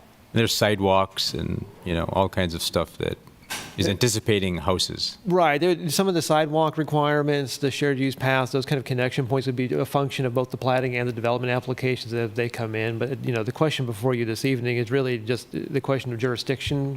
Should it be in the city of Lawrence? And if it is in the city of Lawrence, then should it be with these zoning districts as applied? So the utilities, the sidewalks, those kind of infrastructure questions would come on as site planning, platting, and other functions come through. Sure. I have some comments. I just want to reiterate, I really appreciated Commissioner Eldridge's comments. I think we need to be, I'm hearing mostly economic arguments for including Tier 3, and I'm not satisfied with that. I think we need to take into consideration environmental concerns just as much as affordable housing and economic concerns. So I don't support including Tier 3 in this annexation because that should be a last resort per our Plan 2040. And then another thing that keeps coming up as we talk about expansion of the city out west and in other directions too, Plan 2040 talks about conserving the visual distinction between urban and rural areas and preserving rural character. And I'm just seeing us kind of bump right up against farmland and rural spaces. So I wonder kind of what's going to happen at the edge of the new edge of the city as we expand. How are we going to preserve that distinction? What kind of transitional space can we include so that we maintain that character?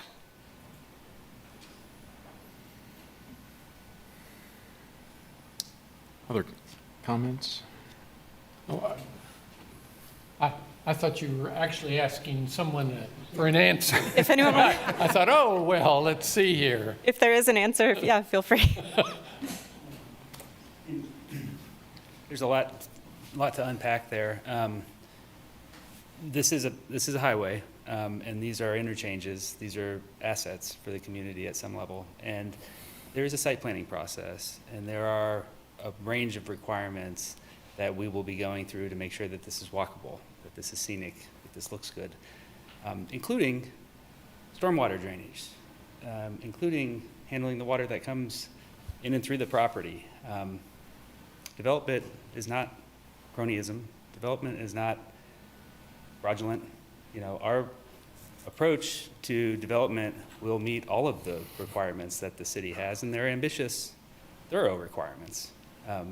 We aim to make this a very nice place to live, and certainly fulfill all of the goals of our planning department.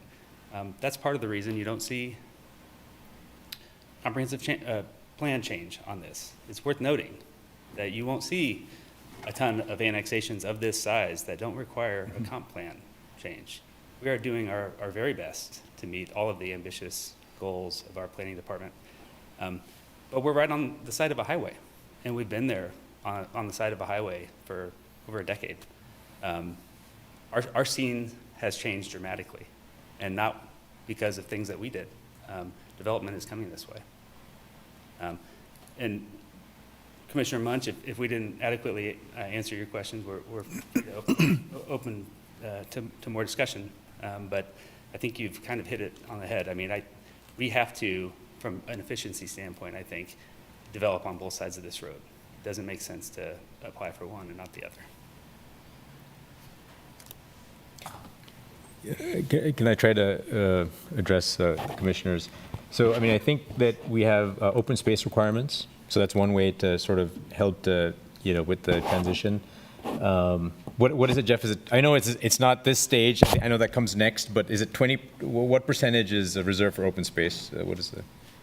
Well, it can take a lot of different forms, and Ellie, I'm sure will throw something here in a second to get me to stop talking. But it just depends on the applications, the sensitive areas that are in that would be in there, steep slopes, trees, waterways, stream setbacks that would be involved there. So it can take a lot of different ways, and it really depends on how the plating starts to come into play there. And that, Right. and I'm sure the applicant could speak much more eloquently to this, but as you start kind of laying out the plating, you lay it out with some of those known things in mind so that you can avoid or kind of work around or make sure that you have the separations in there correctly. And so it can take any number of forms there. And Ellie, if I'm missing something, step in, please. Yeah, at the plating stage, all residential districts, if they have environmentally sensitive lands, so that can be floodplain. There isn't any floodplain on this particular, on these particular parcels, but floodplain, stands of mature trees, stream corridors, there's a few other environmentally sensitive lands. Those need to be preserved up to 20% of the land area, and that would be something we look at in the plating stage. Thank you. It looks like remnant prairie is listed as well as a sensitive feature of the land that needs to be preserved. Is there a lot of that land is prairie that's being developed? So is there some procedure by which someone evaluates the quality of that land and determines if it is prairie or not, remnant prairie? So we have a set of sources that we use to determine what is and isn't an environmentally sensitive land, and I'd have to refresh myself on how we determine the remnant prairie. Okay. Other comments?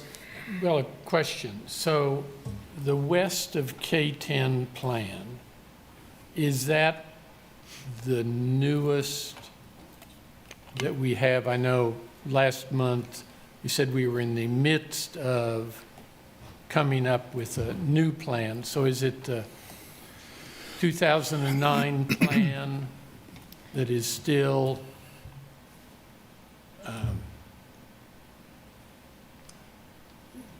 the legal, I shouldn't even say legal, the plan that we are governed under at this point? Yes. So we would be looking at that 2009, or the last time it was amended, draft of the west of K10 area plan until that amendment that came through last month is adopted. We did look, though, to make sure that this was in line with those proposed amendments as well. So it is, and it is. So a couple of words that I heard, that there has always been the expectation to go that way, but not a plan. We're going to go that way, we're going to go west, and I will say, do we need housing? Do we need, I hesitate to even use the word affordable. I mean, it was in the material that we got that said there would be affordable housing, but I don't know that anybody believes affordable for whom. Someone, but who is it going to happen? We talk about, and I forget who said that, moving from, maybe that was you, Michael, said moving from one house to another so it opens up a new housing. Was that somebody out here? Yeah, somebody out there. We need housing, but we need a plan. And so far, I am looking for what is that plan that Lawrence, through its citizens, have said, this is what we want. I will say, after 5 years on the Planning Commission, the one thing that I continue to see is how bright, capable, diligent the people are that come here. Well, the lady, Nancy Thelman, I guess it was. Have they had enough time to really look at this? Have I had enough time to really look, digest, deal with the 50 pages of things from the citizens? Well, the answer is no. So I think we are going on expectations rather than a plan. I am, and I am not pointing the finger at anyone and saying, well, that's your fault, or our fault on doing it. But it still is happening. We are moving forward with hope that Tier 3 is going to work, with hope that it may be built up. It may happen. We need housing. I wish we had a plan. I wish I had something that I said, you know what, the citizens have looked at this, and this is what they've asked to have happened. We don't have it, in my opinion. So I am concerned about that. Another quote was, we have ambitious goals. Yeah, we do. We have ambitious goals. We have expectations, but we still don't have that plan. So I guess I am in somewhat of a quandary as to what I'm going to do. Mr. Aldridge. We do have a plan, Commissioner, and that plan is called Plan 2040. And I think our problem is that we want very much to be able to react positively to the requests that come forward. And so that's why we look for variances. That's why we look for different interpretations of Plan 2040. That's why we look for whatever reason we can to try to support plans. And in this case, everybody's been screaming about housing for so long. We feel the pressure to support anything that says it's housing. It almost doesn't matter. As long as it's housing, it's good. Well, the problem is, contrary to what Commissioner Rexroad says, Plan 2040 in its introduction states clearly that it is a binding land use document. 2040 took 3 years to get produced. And part of that is because it had extensive surveys. And I know that Mr. Quick is aware of some of them. There was a substantially, significantly responsible survey of over 1,000 people in Lawrence and in the unincorporated areas, asking, what are your expectations? What are your aspirations? And they listed about 20 things, and they listed them in order in terms of what was supported. And that's some of the basis for 2040. And that's why I think it's important that we look at 2040 and that we don't just blow it off as, well, it's just a guide so we can do anything we want, because that's wrong. It is much more than a guide. That's when it says Tier 3 should only be used when it is the only way to provide a community need. Then we have to look at this Tier 3. And that's why I'm not going to be able to support the annexation. I think the zoning is terrific. And so I'll support the annexation.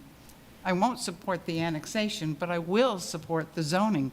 If it's annexed, these are appropriate zonings. But I think that we do ourselves and the entire community a disservice if we allow 2040 blown off. Okay. Mr. Schmutz? Yes. If I could, since James cited me specifically, Randy Larkin, are you still on the call? Sure he is. Mr. Larkin? He's there. Oop. He's on mute, but he's there. We saw him and lost him. I see him there. There's Randy. Oh, he clicked the wrong button, I'll bet you. Oh, there you are. He's on mute, though. Randy, while you're finding that mute button, I'll ask the question that I want to ask you. I had made a comment that I think Jane took exception to. I'm not trying to put words in your mouth, Jane, but I thought I'd made the comment that 2040 was guidance and not binding, and what you said was that it was in fact binding, and which to me means you have to follow the letter of what it says. And I was asking Randy to give his assessment on that. You're muted, Randy. Oh, there you are. Say something, Randy. Speak, Randy. Try now. Yep. Nope.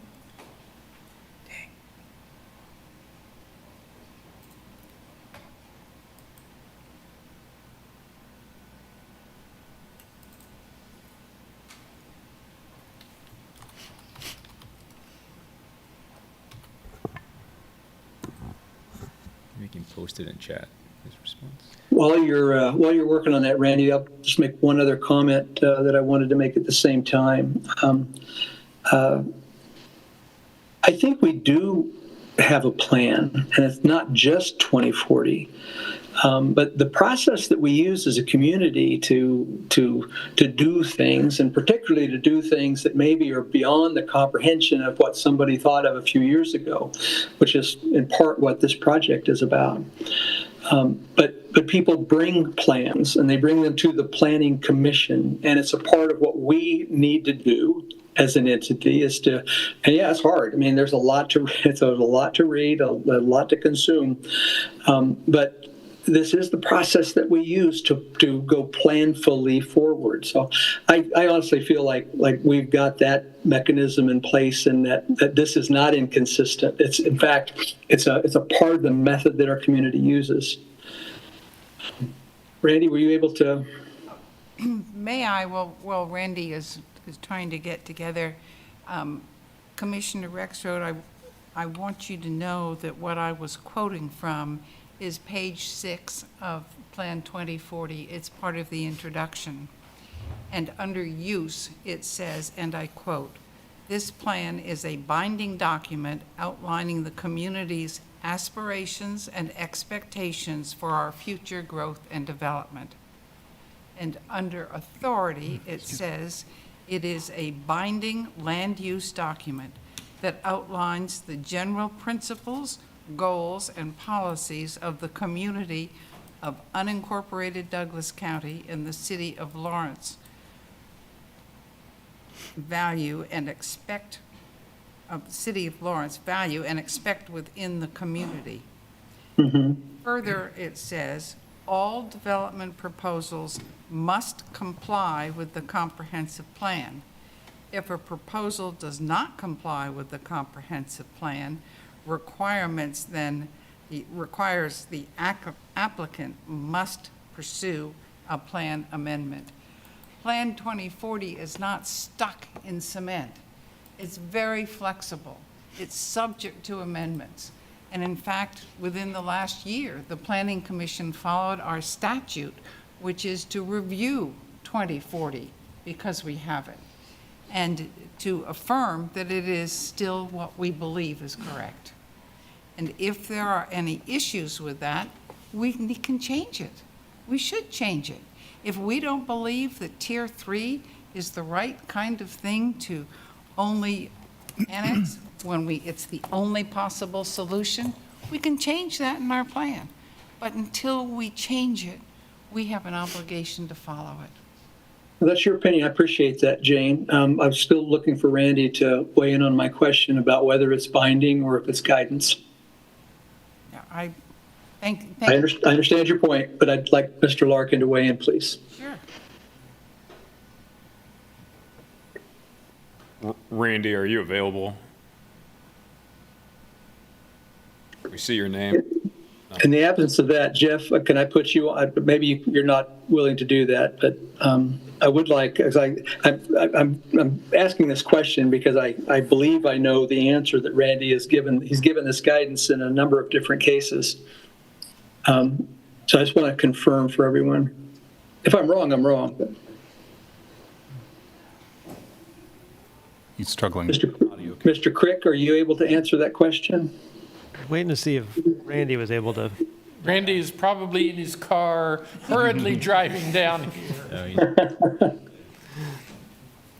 Yeah, Maybe can't get his audio maybe call in. Well, Commissioner Rector, I'm happy to give it a try, and I'm sure I will be a very lackluster performance to what Larkin would do. But typically comprehensive plans, you can state that they're binding, but they don't carry the same weight and effect as the land development code, a zoning code, and those other items that you have in place there. It is a plan in its essence of what it does. It is trying to outline that vision, that expectation, coalesce a lot of, maybe 5, 6, 7 different plans that might be out there into one spot to kind of get that essence. But and to Commissioner Eldridge's point, it's not set in cement. There is an amendment process. There are different ways to do it. But really, it's the plan is a question of interpretation to a lot of people. Is how do you weigh that community benefit? How does that look in terms of what we have now? And also to Commissioner Eldridge's point, we did a pretty well a 6-year public input process, if I've got my numbers in the back of my head correctly at this point in time. But it was undertaken with that in mind, as to kind of say, is that where you're at in 2017, 2018, 2019 will not be where you're at in 2038, 2039, 2040. And so it's meant to give some flex in that respect there too, but it doesn't have the same weighting as a zoning code or a subdivision regulation or something similar. Not bound in statute. So I guess what I would offer then is, thank you for that, Jeff. What I'd offer is that 2040 does not say no to Tier 3. It doesn't say no to this. What it asks us to do is to consider whether or not, given the conditions that are laid out, whether or not it's the only way we can accomplish this goal for the community.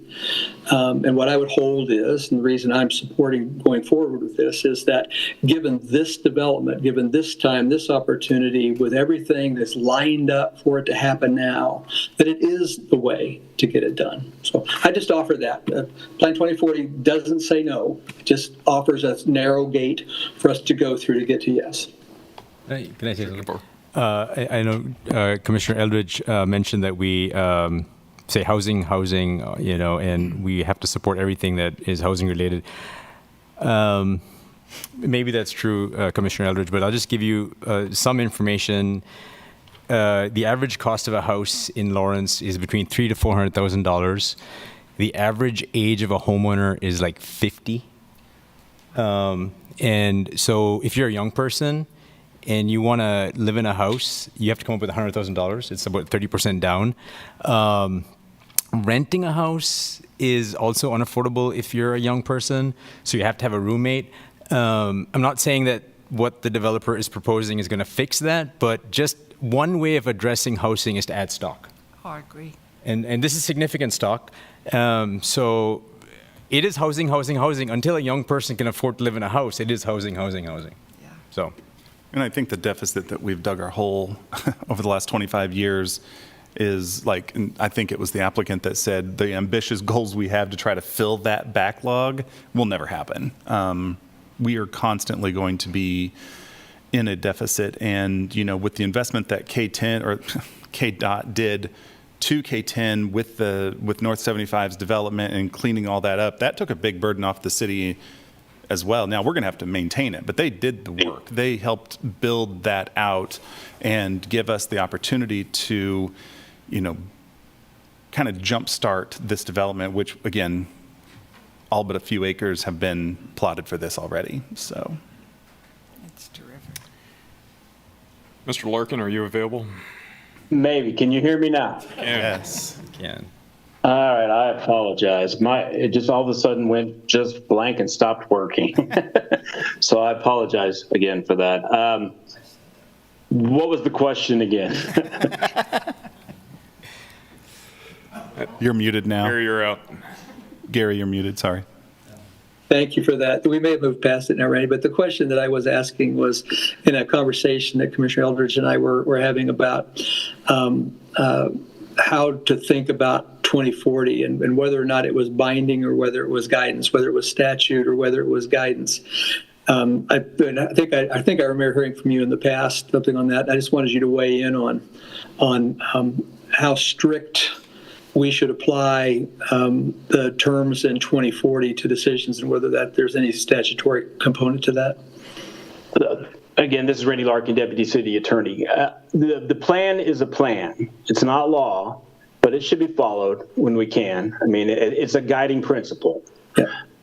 So that's basically it. If you find in this situation that the Plan 2040 does or does not allow for this annexation, you can apply it that way. So, I mean, that's what it is.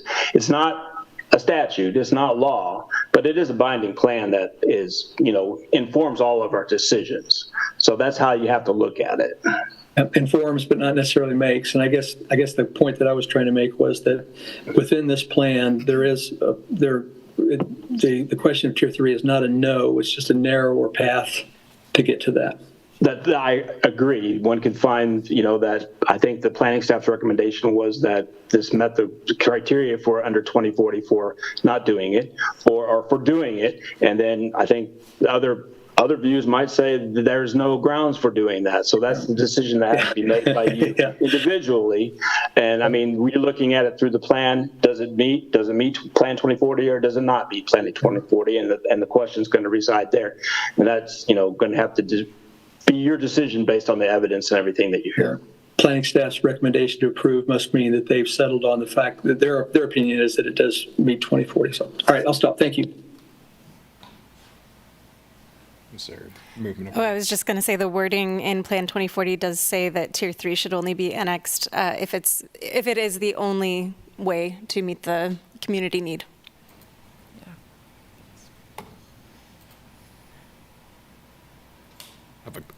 Excuse me, I have a couple questions for staff on this topic. So just to confirm, this whole tier nomenclature, that's just a creature of the plan. That's not found anywhere else. That's not in statute. That's nothing else. Nowhere else. That's when we're talking about Tier 1, Tier 2, Tier 3, that's just Plan 2040. Is that accurate? Correct. Okay. And the way that the plan talks about those different tiers and lays them out, we're trying to understand where growth is going to be most advantageous for the community over this time horizon. And in doing that, the plan is really focused only on infrastructure and its capacity to meet growth. And that's why lines are drawn along watersheds, is because on one side of the watershed, you might be served by one sewer system, and on the other end, you might be served by another, or one that doesn't exist yet. So when we're looking at the plan and looking at Tier 2, Tier 3, the distinction between them has nothing to do with environmental considerations or quality soils or these other things that sometimes come into our consideration. It's really what got something placed in one bucket as opposed to the other is just infrastructure capacity. Is that accurate? That's pretty accurate, yes. And some of it was based upon some exclusions that were in there. So floodway was eliminated from part of the process. But what you really end up seeing in Tier 2, when it goes into that greenish color that the map has there, it was really the points where you had infrastructure, emergency response, street networks, and some of those just, I always refer to them as everyday utilities that you would want, fire hydrants, capacity, those kind of general things. That was all readily available or could be getting there pretty quickly at that point. So in some areas around Tier 2, it's based on watershed. Sometimes it's based upon the response radius of the fire station or an ambulance. Other places it's based upon floodway, floodplain, some other things. So there's a series of things that were kind of looked at, and that's what kind of moved you in it, and there was a series of exclusions that would take you out of it. Got it. Okay. And so the concerns that might land something in the Tier 3 bucket as opposed to Tier 2 could be just focus on the capacity of infrastructure and services, et cetera. And if something is then in Tier 3 but not developed, we don't have those concerns. Is that accurate? We don't, if it just remains fresh ground, we don't have the concerns as to it needs to have this type of sanitary sewer, or it needs to have this kind of response time for the fire department, et cetera. It really is kind of that point. It is to that extent. There might be a water tower or a larger improvement would be necessary to kind of move it more towards that style of it. But, you know, really with an annexation, you're talking about is the changing of the jurisdictional line for Lawrence effectively. You don't commit to a development, you don't commit to a timing aspect to it. It's really just, did it kind of go into that bucket for city or not? So in this instance, and I will go really deep into memory here, you know, the watershed was really what drove a lot of that southwest side of Lawrence, because as you start to kind of get on the other side of heading towards Clinton Lake, it starts to go towards the lake and not towards the Lawrence, and that's when you kind of run into what's something called the Southwest Conveyance Corridor. And that changes the way that water works its way to the Wakarusa treatment plant on the southeast side of Lawrence effectively. So it's really a question of, is infrastructure capacity there when that was done at that point in time? And so just to kind of keep in mind, that was about 2016, 2017, 2018 is when we were doing those studies with municipal services and operations and understanding what water towers, pump stations, sewer line improvements would need to be there to make something, you know, potentially go. And that's really the distinction you see a lot of times between 2 and 3 in those instances. I'm not sure I fully answered your question. That is incredibly helpful, and just further complicates this for me in my decision making. So are there other comments with respect to Jeff's responses there? Because if not, that was great. Thank you, Jeff. Launch into how I'm thinking about this.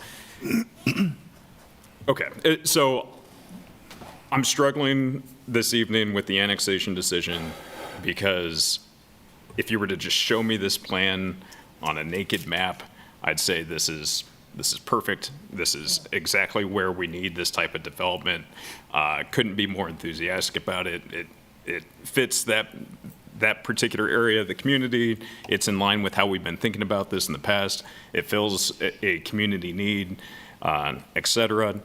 Based on Jeff's feedback here with respect to infrastructure and sanitary sewer, et cetera, and then also the applicant's comments as to some of this area just would not be developed if those services and infrastructure is not available. I fully expect that is the case. And so I don't have concerns from that perspective with a portion of the Tier 3 land being in this annexation request. Nor do I have concerns about soils or environmental impacts, et cetera, because I understand that there's a process ahead of us, and that we have ample regulations and guidelines within our in place that would ensure that this is all done responsibly. That we're not giving, if we were to approve this evening, we're not giving the applicant just free rein to go out and do whatever they want, right? You still have to follow the rules. So what I go back to is just the initial technical legal policy question as to what Tier 3 means. And I had heartburn on this issue when we were looking at it with a different application last month, and there it was a little different in that it was, I think, 4% of the overall land that was subject to the application was Tier 3. It literally just nicked a corner, and because of that, I was able to get comfortable with some hand wringing publicly within the meeting as to, this isn't great, but in this particular instance, given how immaterial this is, let's go forward with it. And then I'm rewarded the very next month with the same fact pattern, but with just different numbers. In that now we're looking at something that has, 20% or more of the parcel is within Tier 3.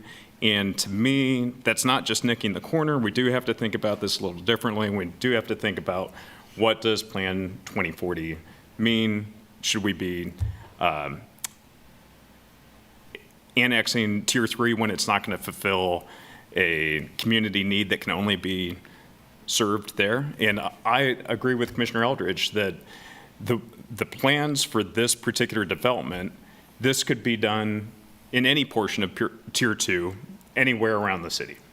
And that pains me because I'm very excited about this particular project, but if we're applying our guidelines and looking to the plan that is, in my mind, significant and controlling, that the interpretation here is pretty clear. And so then I think, okay, well, was there a way for Tier 3 to not be included in here, or are we just stuck? Is it an all or nothing thing? And that's when I go back to the parcels, that this could have been an application with a fully Tier 2 parcel that was before us for annexation, and then that was it. Instead, what we got was an application for a fully Tier 2 parcel, and then a portion that was another parcel right across the road that was, significantly Tier 2 or mostly Tier 2, but significantly Tier 3.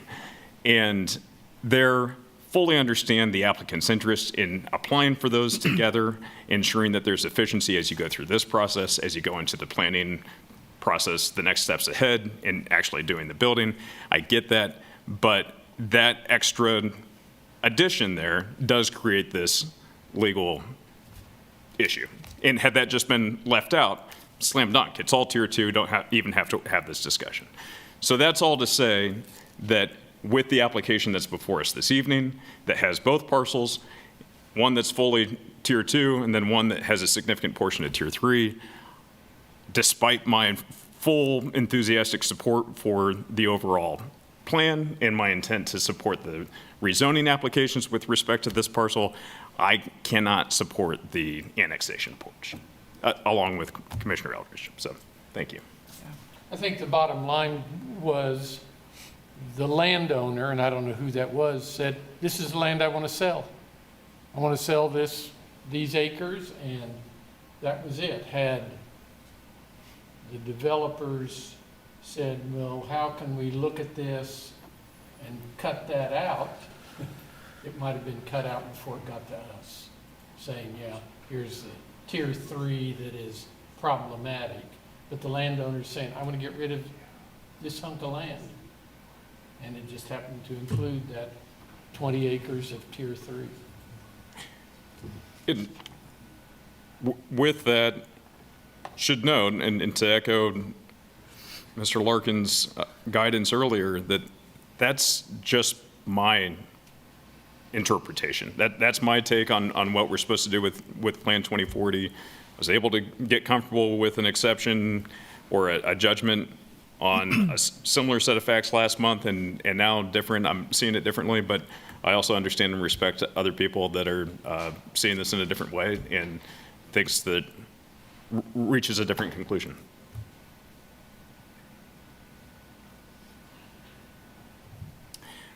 Other discussion? Comments? Okay, in that case, would be looking for a motion of some sort. We'll be taking these in turn. So 3 different items. We would start for the annexation and then move on to the 2 separate rezoning requests. No. I would just like to make a point of order. Are we missing commissioners tonight in this discussion? We have 7 commissioners present. Are there any absences tonight?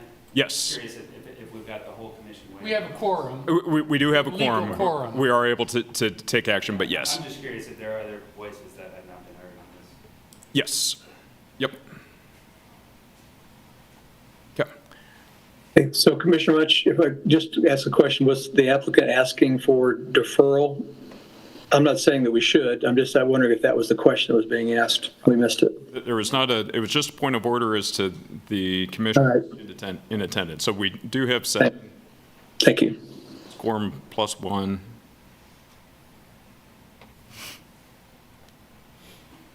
Okay. Well, Still looking for a motion. I'll- Yes, I'll Commissioner make Eldridge. the motion that the annexation be denied. Okay. Second. Further discussion with respect to the motion that's been made. This is a motion to deny the request to annex the approximately 177 acres. Just as a clarification for the board and for the public's awareness here, the Planning Commission recommends denial. They can't deny the application. So I just wanted to clarify that in case there was. Thank you. Yep. And what is the process, Jeff, from here? If the Planning Commission votes no on this, does it stop here because it requires all three bodies to approve? No, it would advance to the city commission for their consideration with a recommendation of whatever the planning commission chooses. It's not like a comprehensive plan amendment. It does require all three of the commissions to agree on the item. All right, so if it goes to city commission and they vote to approve, does it then come back to us? No, it would just be approved. Okay, so they can override our recommendation. All right, thanks. I guess I'd just say one thing, Vice Chair Munch, that I feel like this is one of those times when we need to look at the comprehensive plan and look at the opportunities that are around us. And for me, I recognize that it doesn't say no. Clearly, my interpretation of it can only be done this way is different than some others have drawn, and I'll respect that, but I just disagree. And I truly hope that the City Commission, when they look at this, they remember back to the meetings where they decided to lay in infrastructure. They decided to build all of the things that they need for this to develop out there. That comes into play for them. So with that, ready for your vote. Thanks. Other discussion? Okay, so in that case, all in favor of Commissioner Eldridge's motion to deny the request to annex and forward that recommendation to the City Commission with a recommendation of denial, please indicate by raising your hand. All those opposed to that motion? Okay, 4-3. Jeff, do we have to do the other way as well, or is it just one way? Only on a tie vote. And Okay, only on a tie vote. Got it. Okay. Okay.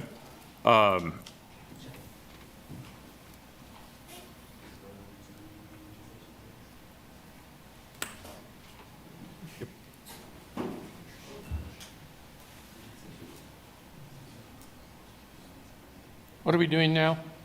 We'd be looking for motions with respect to the rezoning applications. This is item 4 and item 5. We'll take them in I'll make a separate motion votes. to approve a request to rezone Z260038. Point of order, Chair. Jeff, we're continuing on, correct? Correct. Okay. Z-26-0038, approximately 76 acres located at the southwest corner of the intersection of Kansas State Highway 10 and Bob Billings Parkway, 1500 road from Ag 1 to R3. Based on the findings presented in the staff report, and forward the request to the City Commission with a recommendation for approval.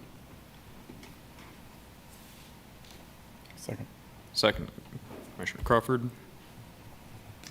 I have a discussion. question.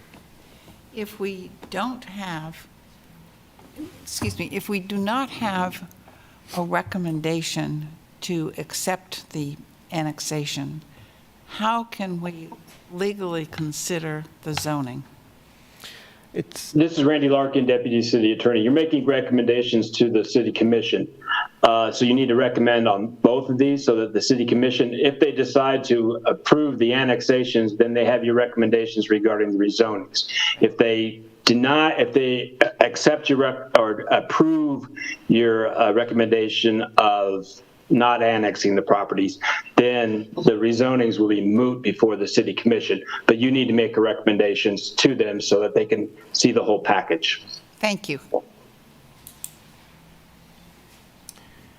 Okay, we have a motion and a second. Further discussion with respect to this item 4? I just want to say I think it's a terrific plan and that I'm excited that we can have this kind of housing. I think it's absolutely great. I'd reiterate that. I think both of the zoning proposals here are appropriate for what's proposed and in line with the plan, and I think would be great if they move forward. Okay. All those in favor, please raise your hand. 5. All those opposed? 5-2. Okay. And then looking for a motion. This is the last 76 item. acres, right? This is item 5, is that right? Yes. Okay. I'll make a motion. Tell me if this is the 38 acres, is that right? That's right. Okay. I make a motion that we approve a request to rezone Z260039, approximately 38 acres located at the southwest corner of the intersection of Kansas State Highway 10 and Bob Billings Parkway, North 1500 Road, from Ag 1 to R5, based on the findings presented in the staff report, and forward the request to the City Commission with a recommendation for approval. Second. Second, Commissioner Crawford. Any discussion? Okay. All those in favor, please raise your hand. 6. All those opposed? 6-1. Okay, that concludes our consideration. Next up, we will go to Becky Pepper with the text amendment to the Land Development Code. Unless anybody in need of a break, good, power through. Okay, Becky. All right, good evening, Commissioners. This item before you is a text amendment to clean up our current land development code. And the land development code became effective on April 1st of 2025. And since that time, staff has been working within the code and identifying items that needed to be included with this cleanup text amendment. The majority of the proposed changes are really items that are more corrections to the code that either are addressing errors or inconsistencies or to aid in further clarity. Examples of these include things like we inadvertently carried over old code language from the 2006 code into our new code. We found incorrect city code references or section references. We reformatted to enhance clarity. That full list of those changes is provided in a table in the staff report, and in the interest of time, I'm not going to walk you through every single one of those changes. And we also have a red line and a clean copy attached in your packet. But there were 4 specific items that we went go over a little bit more in depth in the staff report, and I did kind of want to briefly walk you through those. The first item is we're proposing a change to our sensitive lands protection. This is in section 20-30303E. That section outlines requirements for the protection of sensitive lands. What page? What page in your packet? Yes. Okay. Give me just a second here.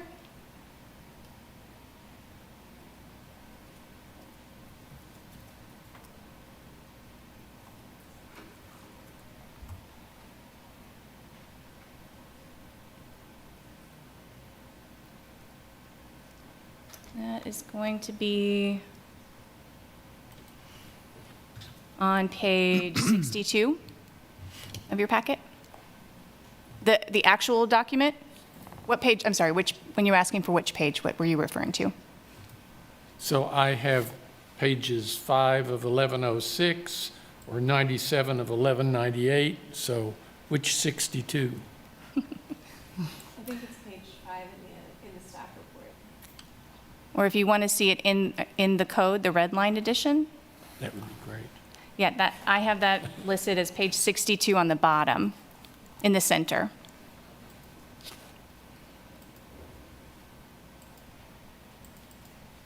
Mm-hmm. It's also coming up as page 62 Okay. on the PDF, for those of you looking at it online. Okay. So through our review, thank you, Jeff. Through our review of previous development applications, staff identified that a change to the code was necessary regarding options for protection of sensitive lands. So the current code requires that if, for properties that are zoned residential, if they contain sensitive lands, that a portion of those sensitive lands needs to be protected. What this amendment would do would say that those residential properties that are being maintained for the protection of open or protection of sensitive lands could be rezoned to the open space zoning district to provide further protection for them.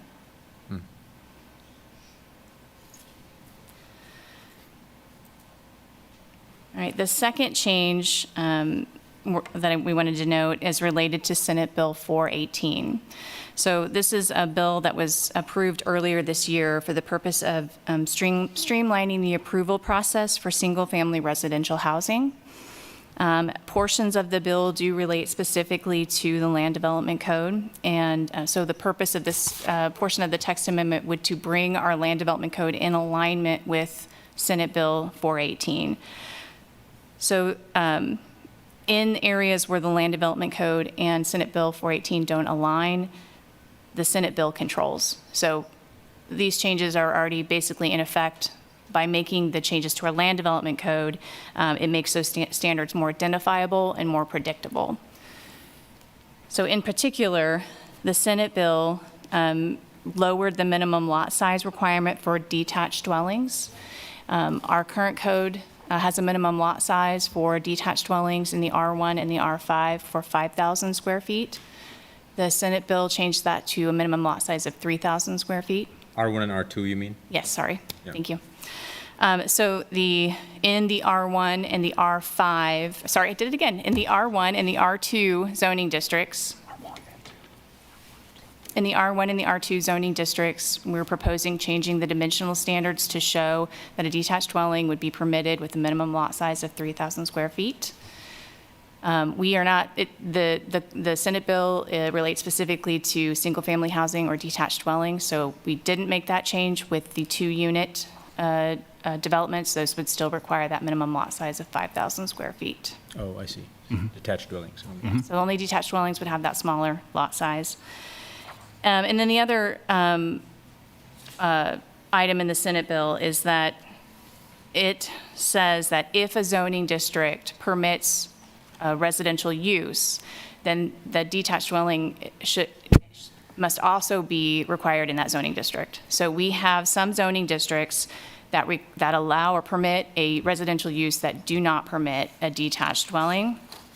Those are, now I get to accurately say, R5, M3, CD, CC, and the P1 zoning district. So we would be adding a P in your principal use table for that detached dwelling to show that a detached dwelling would be permitted in those zoning districts. Before it wasn't, and now it is. Correct. The next item is about our related residential districts. These are, you may recall, in our dimensional tables for your mixed use and mixed use and commercial zoning districts. That table includes a related residential zoning district, and what that means is if a development was proposing purely residential in this mixed use or commercial zoning district, they weren't proposing any non-residential zoning or development, then there's a related residential district that they would look to tell them what is the appropriate dimensional standards that you would apply in that case. So that's where you'd figure out what the setbacks are, and then pervious surface and density. And we noticed that we made an error in this case related specifically to how the RSO and the RMO from our old 2006 code converted into the new Land Development Code. So under our 2006 code, our RSO district permitted a maximum of 15 dwelling units per acre. That RSO converted to the M1 district under the new code.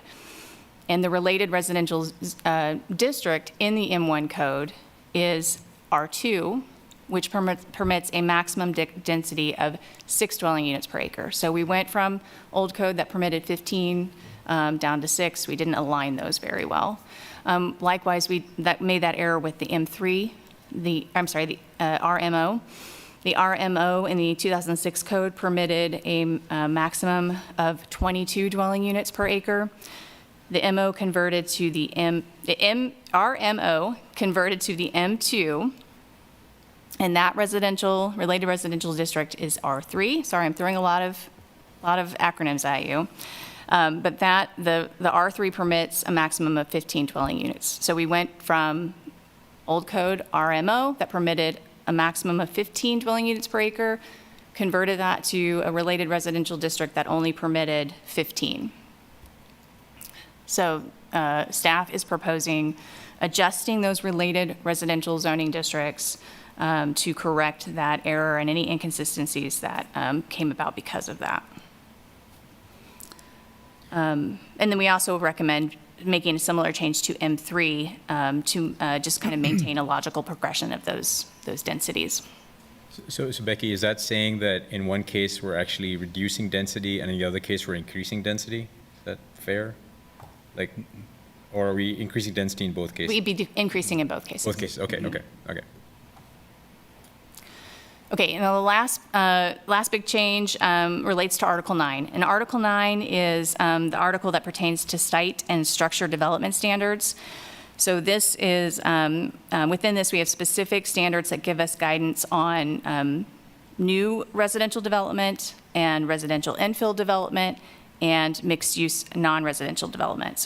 So these standards help determine site and structure development that's compatible or acceptable in those types of developments. So this article has been particularly difficult to navigate, and that has because the currently approved, the plan has applicability standards all throughout it. We have applicability standards in the very beginning of the article in section 20-902. You then have applicability standards in further down in the article related to those specific developments. And then you have, and those applicability statements also didn't necessarily align with their wording, and it made it very kind of difficult to understand which one, how they work together in that tiered fashion. Likewise, the infill development standards are nested under the standards for the new residential development. So in the case of infill, we've got an applicability standard at the beginning, applicability in 905, and an applicability in 905F. So we are recommending to help simplify that, to remove the applicability standards in the beginning and just have a reference to where you find their particular applicability standards within the specific sections. We're also recommending that removing the infill development standards from being nested within 905, the new residential, and making them their own section. So right now we have 905, section 20-905, which is new residential infill. With this change, we would then have section 20-906, that would become your infill. So we'd separate it out, and then we'd make adjustments down the line. So we'd have new 907, 908, those kind of things. And then the other thing I wanted to highlight was that with the infill development standards, it did not explicitly, it just said that they were applicable with site plan applications. And, we think we erred there, and that didn't really meet the intent of what the steering committee, planning commission, city commission had when they approved these infill development standards. We think the intent was for them, for residential development that's 2-unit or more, so a duplex or more, for them to be weighed against these residential infill standards for compliance, to show that, to be reviewed for compatibility with the existing neighborhoods. So right now, the way the code's written, we really can only apply those if there's a site plan application, but for most of the development that would be coming into an existing neighborhood as infill, that's going to be coming through as a building permit application. And so we don't really have an opportunity then to have that review and apply these standards.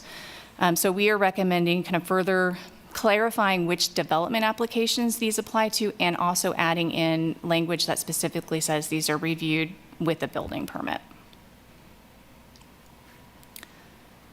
And just looking through my notes here, I think I got everything in that. So just wrap up by saying staff recommends approval of this text amendment and forwarding it to the Planning Commission with a recommendation for approval.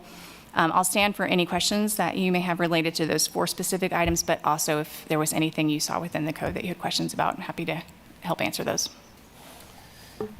If I could just add one thing to what Becky very eloquently touched on there, this is really the product of both staff working with the code and a lot of applicants working with the code. So it's been one of those things that we've all had a learning curve.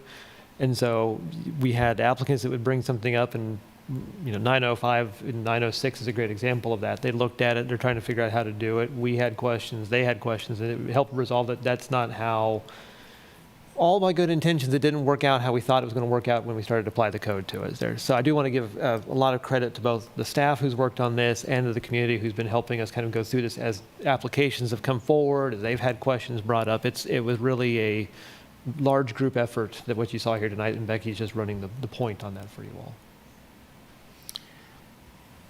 Questions for Becky before we open for public comment?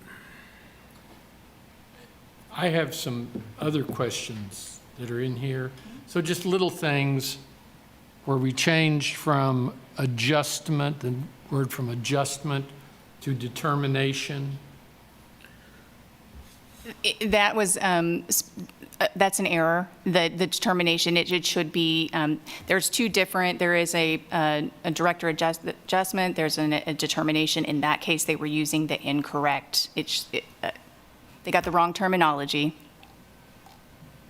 Okay, then on one of the others, the last, it's on page 9 or 106. Requires the completion of a market impact analysis by the city. The last one we had was 2018, wasn't it? And so now this is saying we're going to have a new one? Well, it's also saying that with those applications, we, staff, will be doing a review of the amount of commercial that's being proposed in. It's more of the review. So for example, in some of your previous applications that have come through, part of that staff report have included a staff analysis on the retail component. Because it says requires the completion of a, and I mean, I think you guys, there are a bazillion things that I would have liked. I would have liked to have had the completion of the plan for west of K10, and it's halfway through. But here, that isn't going to happen, is it? It does happen. This is the clarification here. How that's written, it seems to indicate that it should be submitted by the applicant as part of their application. I'm saying it just says the city, because that was clear, the city will require the completion of a market impact analysis. And so that was to say the city's going to do it, not the applicant. But we're not going to do it, are we? Yes, we've been doing it since about 2006. But we don't have a new one. There's a difference between the retail market study and the impact analysis that goes on in a zoning report. And so what this is making the distinction is the market impact study that you would see as part of a zoning report that had over 100,000 square feet of commercial. Right. We'd perform that as part of what you would see inside your zoning staff report. We also do the market study, which we try to do every 2 years. Like any number of reasons why we haven't done it in the last couple, but that is a separate item that we try to produce that kind of lends some of the data that we use for that impact study that we do. So that isn't the same as the 2018? No, we use the 2018 as part of that, and we're trying to update that right now. But this is something that we perform inside of a zoning report for over a certain square footage of commercial. Okay, because I thought that was... They're so closely named, we do the same thing on staff side, where we have to stop and go, which one are we talking about? And but for that last word is what always gets us. welcome to our headache with that one. But that application does not slow down waiting for staff to complete that report. No, we use the best available that we have to do that study that we do. So best available we currently have is 2018. And so one of the recent applications you saw had that impact study inside the zoning report that we used. We were using those 18 numbers that we had. So when something like that gets a little bit out of range like that, you do kind of have to gut check it to make sure is it still got the right bits or has there been something else in there. But that's kind of the way that we perform those inside those reports. Those are the only other two things that I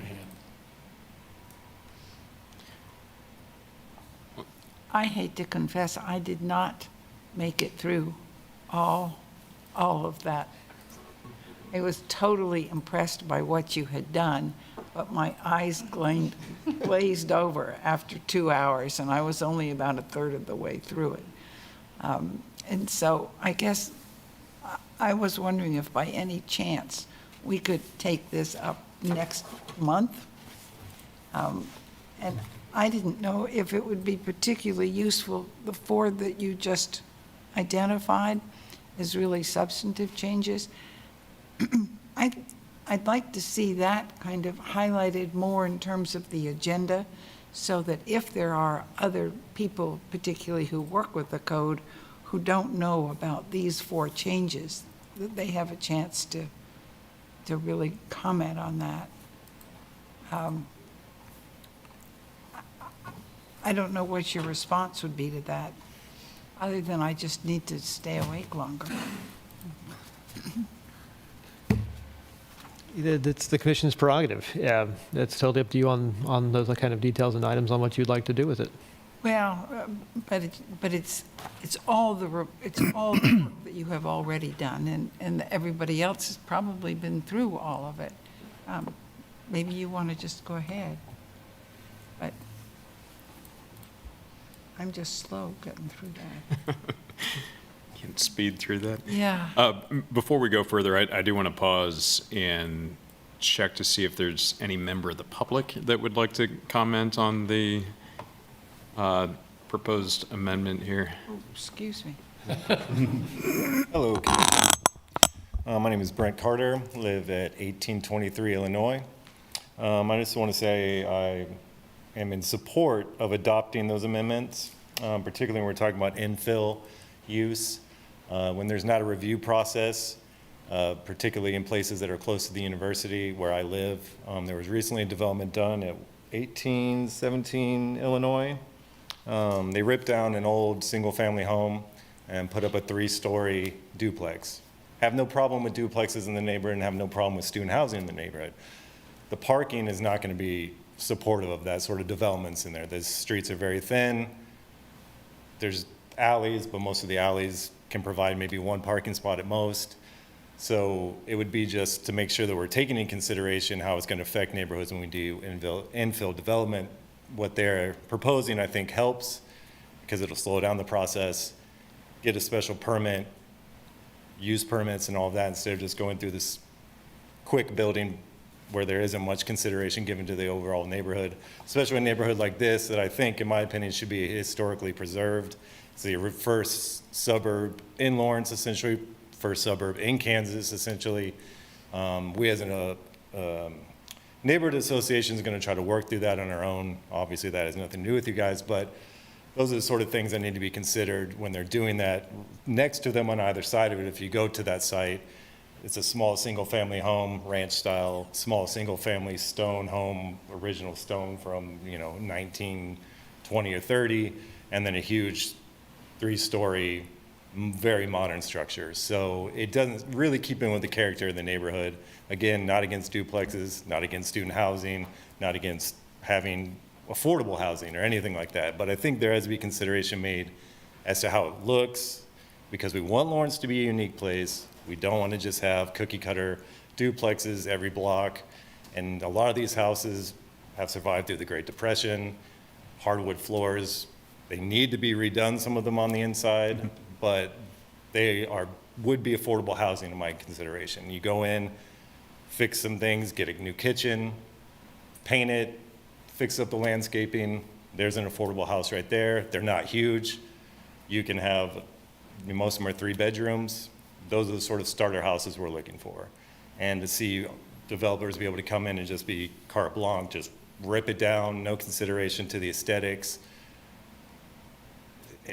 That's not, I don't think, what Lawrence wants to try to achieve, not how we want to try to achieve this housing. And to your point of trying to defer it, it's already been deferred a couple times.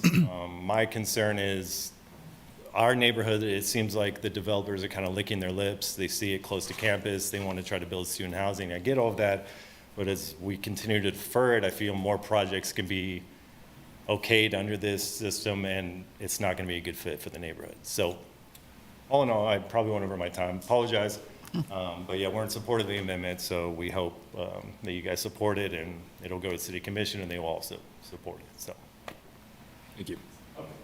I'm Trisha Rock. I also live at 1823 Illinois, and thank you for all of your work. And just reiterating, just particularly to us, that applicability standards of Article 9 are very important, and getting it done fast is important because the person who built the duplex across the street owns another house on the street.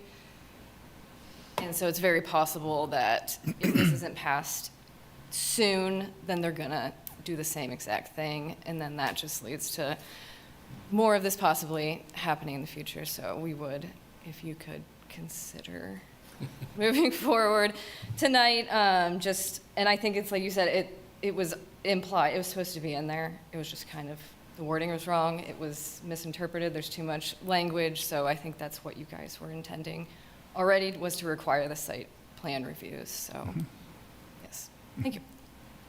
Thank you. Other public comment, either online or in person? Do we have anybody? We do. We have a couple online. Samuel Carter.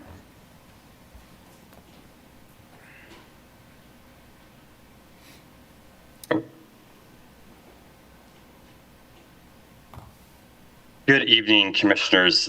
Thank you. I wanted to draw your attention to page 8 of the packet. Second. This is under I believe criteria. Sorry, page 8. Sites. Overlay districts. So this issue was not included in the kind of staff summary. I'm familiar with this issue because I raised it in the past to the City Commission. My ask is you would defer consideration of this specifically. What is being proposed here is more than just a cleanup amendment. This is a new empowering of the Historic Resources Commission, as well as almost like a depowering of the Planning Commission. So the background on this is that for many years, it seems, staff has been inserting the Historic Resources Commission into the LDC text amendment process. And so I was alarmed by this because I have concerns about the democratic representation or just democratic control of our laws, particularly the Historic Resources Code and Commission, because the Historic Resources Commission doesn't have power to review amendments to the Land Development Code. It's not in Chapter 22, and it's not in the Land Development Code itself.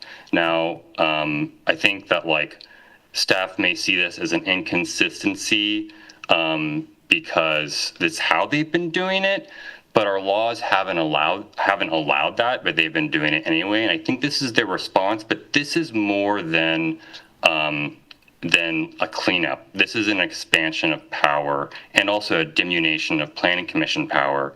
So given all that, there's still a lot of work that needs, this amendment itself, even though I'm personally a little, I don't know, I'm kind of offended that it would be snuck in here when it's more than just a cleanup amendment. But even that aside, this, frankly, with all due respect, that this amendment is not ready for prime time.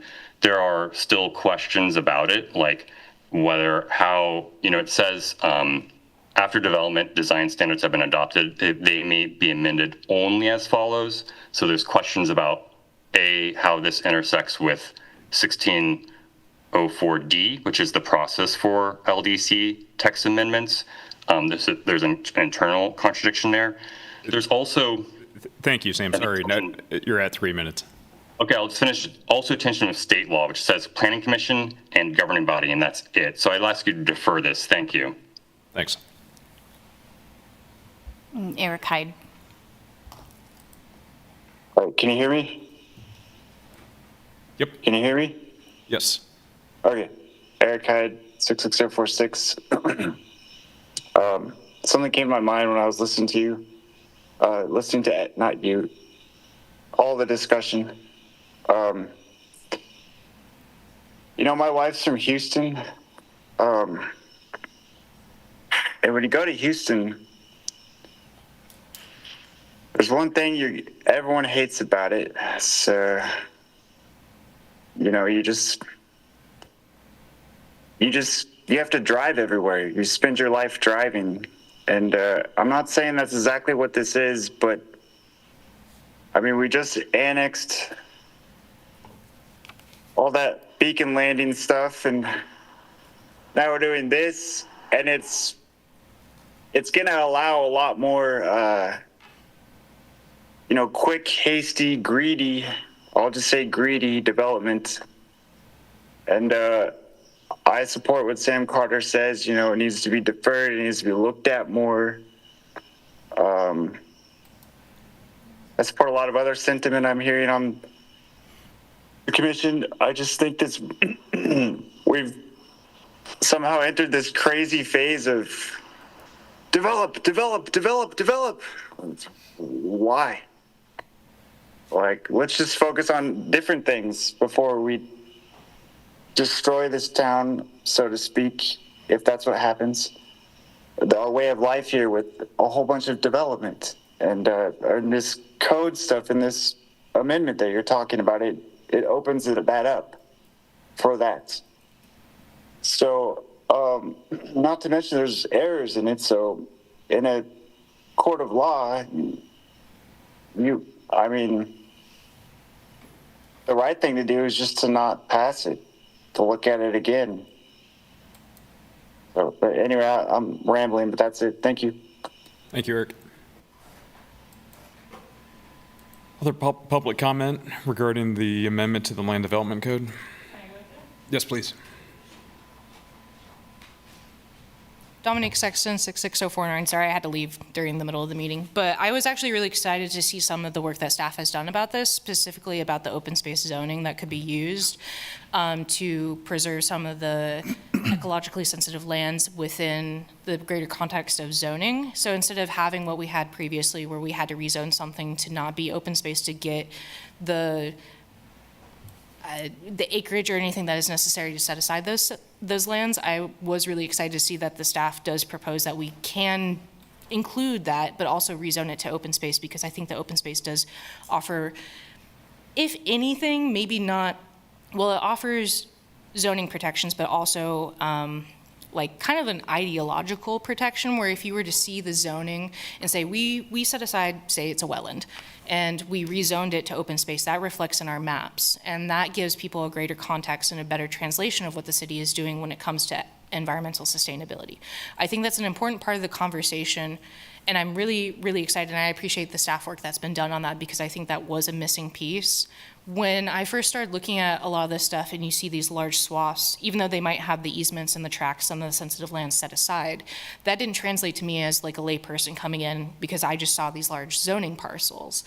And so if we can continue doing that and have that actually be a preferred method for us to go forward with like future residential development, I think that's a really great bridge to translate what we are actually doing. And then I think it prevents some of the miscommunications that I've had, interpreting this, and also that other people might have too as well when they look at the holistic scale. And I think that can also inform that we go about zoning in the future. Because if you know that this parcel to the east has like this wetland that's adjacent to the parcel to the west, we can already assume that that area might have sensitive lands in it, and we can see the greater connection and see the way that everything flows together. Which I understand the way that the city goes about it, and I think it's a really cool way that the city has done it. But I think sometimes the translation is that hard part where people who are interested in understanding the great picture, some of that kind of gets like lost in the technical translation. So I really appreciate the work that's been done on that. I think it's a really cool idea. I think that is really fun to think about in the future. And that's just my comment. Thank you. Thank you. I have a question. Yes. Unless there's Other public comments on the amendment to the development code? Anybody in person or online? No one online. Okay. Very good. We will close public comment and bring it back to the commission. Commissioner Purdue. Do we have the option of approving everything except for the page 83, Article 7 overlay district item that was mentioned? Staff, is that a possibility? You can always recommend that it be approved subject to and list conditions on that one. For that section, though, just to kind of clarify that bit of text there, we were mirroring the languages in another place in the code so that we had consistency between the two spots, because what we found when we were doing it is it was in one spot and not in the other spot. And so what we were trying to do is to bring that clarity for if somebody wanted to do that process, bring that language up and mirror it there. So it's not a wholly inventing of new language. It was just us trying to get clarity on it. It's, and I don't remember where that section number is, but if it's in one spot, let's mirror it in the other spot there too. It's in the, if I can just add on, Jeff, it's in Article 7 related to the overlay zoning districts.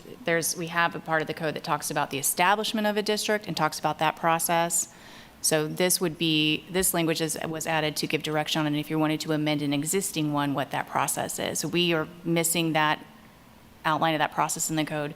So we mirrored the language on what you would do to establish one to help us kind of lay out what the process would be to amend one. It's not new language. No. You're just. Well, it is new added to the code. I think it's on page 83 of the red line. It's 20-707F. And that was one of the things that I had flagged that Samuel Carter had brought up. It's one of the things I flagged as I get your explanation. I appreciate you saying that, yes, you're trying to bring where it set it over here and you're trying to make everything say the same thing. But I share a concern about what this does to place the HRC, which is a fairly narrow group with a narrow focus, as a recommending body, and then what the Planning Commission's role seems to be limited to a much narrower scope as it relates to urban conservation overlay district development. So it may seem like a fairly small thing, but it did pop out for me as one of those things that was different than what was in the code before.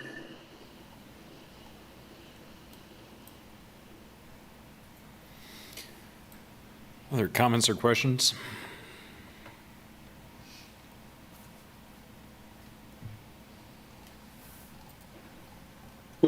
Could I ask this question? Given there's been a bit of concern expressed, including my own, would it be a possibility to consider approving the text amendment, save that one item? I think that's what Jeff said, right? Yeah, we could do that. Yeah, correct. And just as a reminder, you don't actually approve it. It just recommends the approval to the city commission. So again, you're recommending in that capacity, and you can recommend it subject to whatever you would like to put in there as a condition. Yeah. I guess my request would be, if a motion is made to approve this tonight, that we consider leaving that particular piece off for further consideration.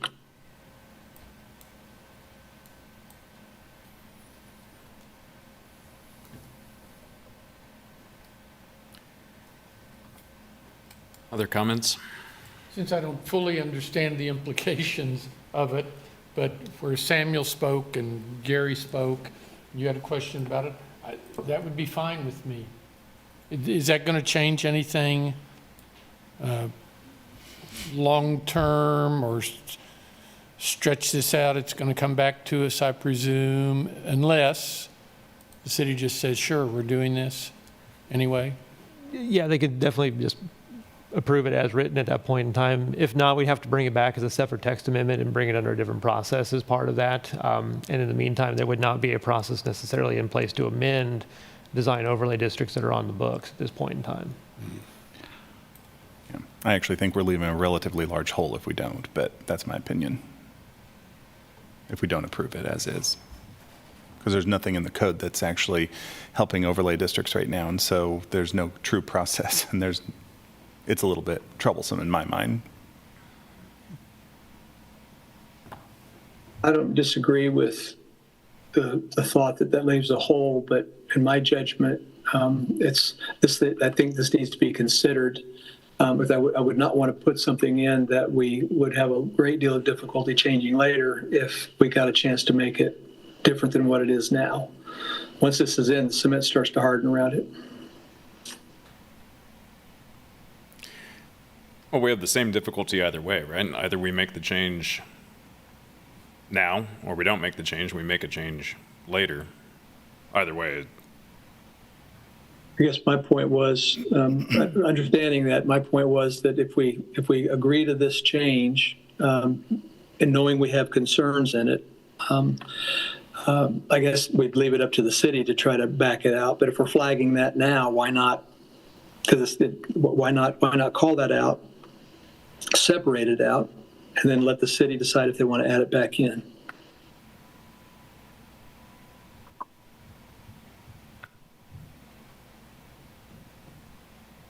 Well, we have reason to believe that everybody in the universe is listening to us, and so they're hearing this discussion, that there are some concerns that somebody online brought up and here, so they'll hear us one way or the other.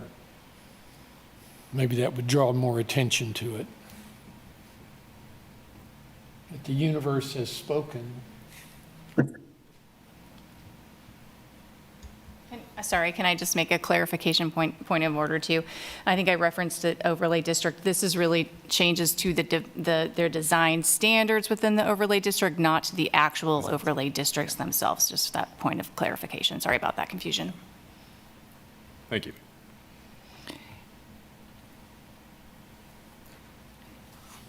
And those design standards are initially recommended or approved by the Historic Resources Commission, and that's why they would need to be the ones who end up reviewing the proposed changes. Yep. Correct. And they also generally administer those guidelines and sets. So if an application came before you for a rezoning, you'd see it for the rezoning, but if they were going to go to build it and it had that in place, then they would review it based upon the guidelines and criteria that were in place in that other document, if you will. Mm-hmm. So to Commissioner Rexroad's concern, we're not giving them more, we're not adding more procedure. We're just clarifying what the procedure is today. Is that correct? We're not, the Historic Resource Council is not doing more than they were before this change. Correct. This would just put it kind of in the same line as what they saw when the document originated. It'd be in a very similar set. Are we doing less than we were before? Is the Planning Commission doing less than we were before? No, you would still be doing the same amount of reviews and have the same touch point with this document or with those kind of things. It just gives us a little bit of clarity on what happens if we have one and then an amendment needs to occur. This gives us that process guidance and clarity that a lot of people want to see. To me, it sounds like approving it as is going to help move things along. And so I would say we should approve it as is. That's my preference. Me too. I agree with you. I agree as well. Okay. After Okay. discussion. Yeah. So I'll make a motion. The motion is that okay are you ready? Sorry. Please do. I didn't know there was any more discussion. Make a motion that we approve text amendment AMDT 26-0011 to Chapter 20, the Land Development Code of the City of Lawrence, Kansas, to streamline language and regulations to improve clarity and correct inconsistencies and errors and forward to the City Commission with a recommendation for approval. Second. Commissioner Crawford seconds. Any further discussion? Just a quick note, I intend to vote no on this, just to give a little bit louder voice for the commission in hopes that they pick up on that concern and address it specifically. Thanks. Thank you, Commissioner. Other comments? Okay. In that case, all those in favor of approving the text amendment? Aye. Indicate by raising your hands. Okay, 6. All those opposed? 1. Carries. Okay. And that concludes our regular agenda. Is there any miscellaneous new or old business we should cover? I have a question. So why do we not have minutes for the last 2 meetings? The non-IT technical explanation is the website doesn't like us, I think is the best way to put it. So, Denny can correct me if I'm wrong here, but I think we just had a glitch in the way that the minutes were getting recorded into the website, and it has just not behaved as we normally would expect it, and so we didn't have time to get them produced and available for you this evening, but it was just IT issues. Yeah, exactly. It's our software that we use, and it's not cooperating with me, so still working on it. Okay. I just also want to add, we've got the date settled for your orientation, so that will be Friday, November 6th. And there'll be more details on location and all of that yet to come, but I'm going to save that date. And food? And of course, there'll be food. Clarify. Great. Anything else? In that case, looking for a motion? Motion to adjourn. And a second? Okay, Commissioner Thomas, all those in favor? Aye. Aye. Opposed? Unanimous? Very good. Thank you all. Good meeting, Chair. You ran a good meeting. Thank you.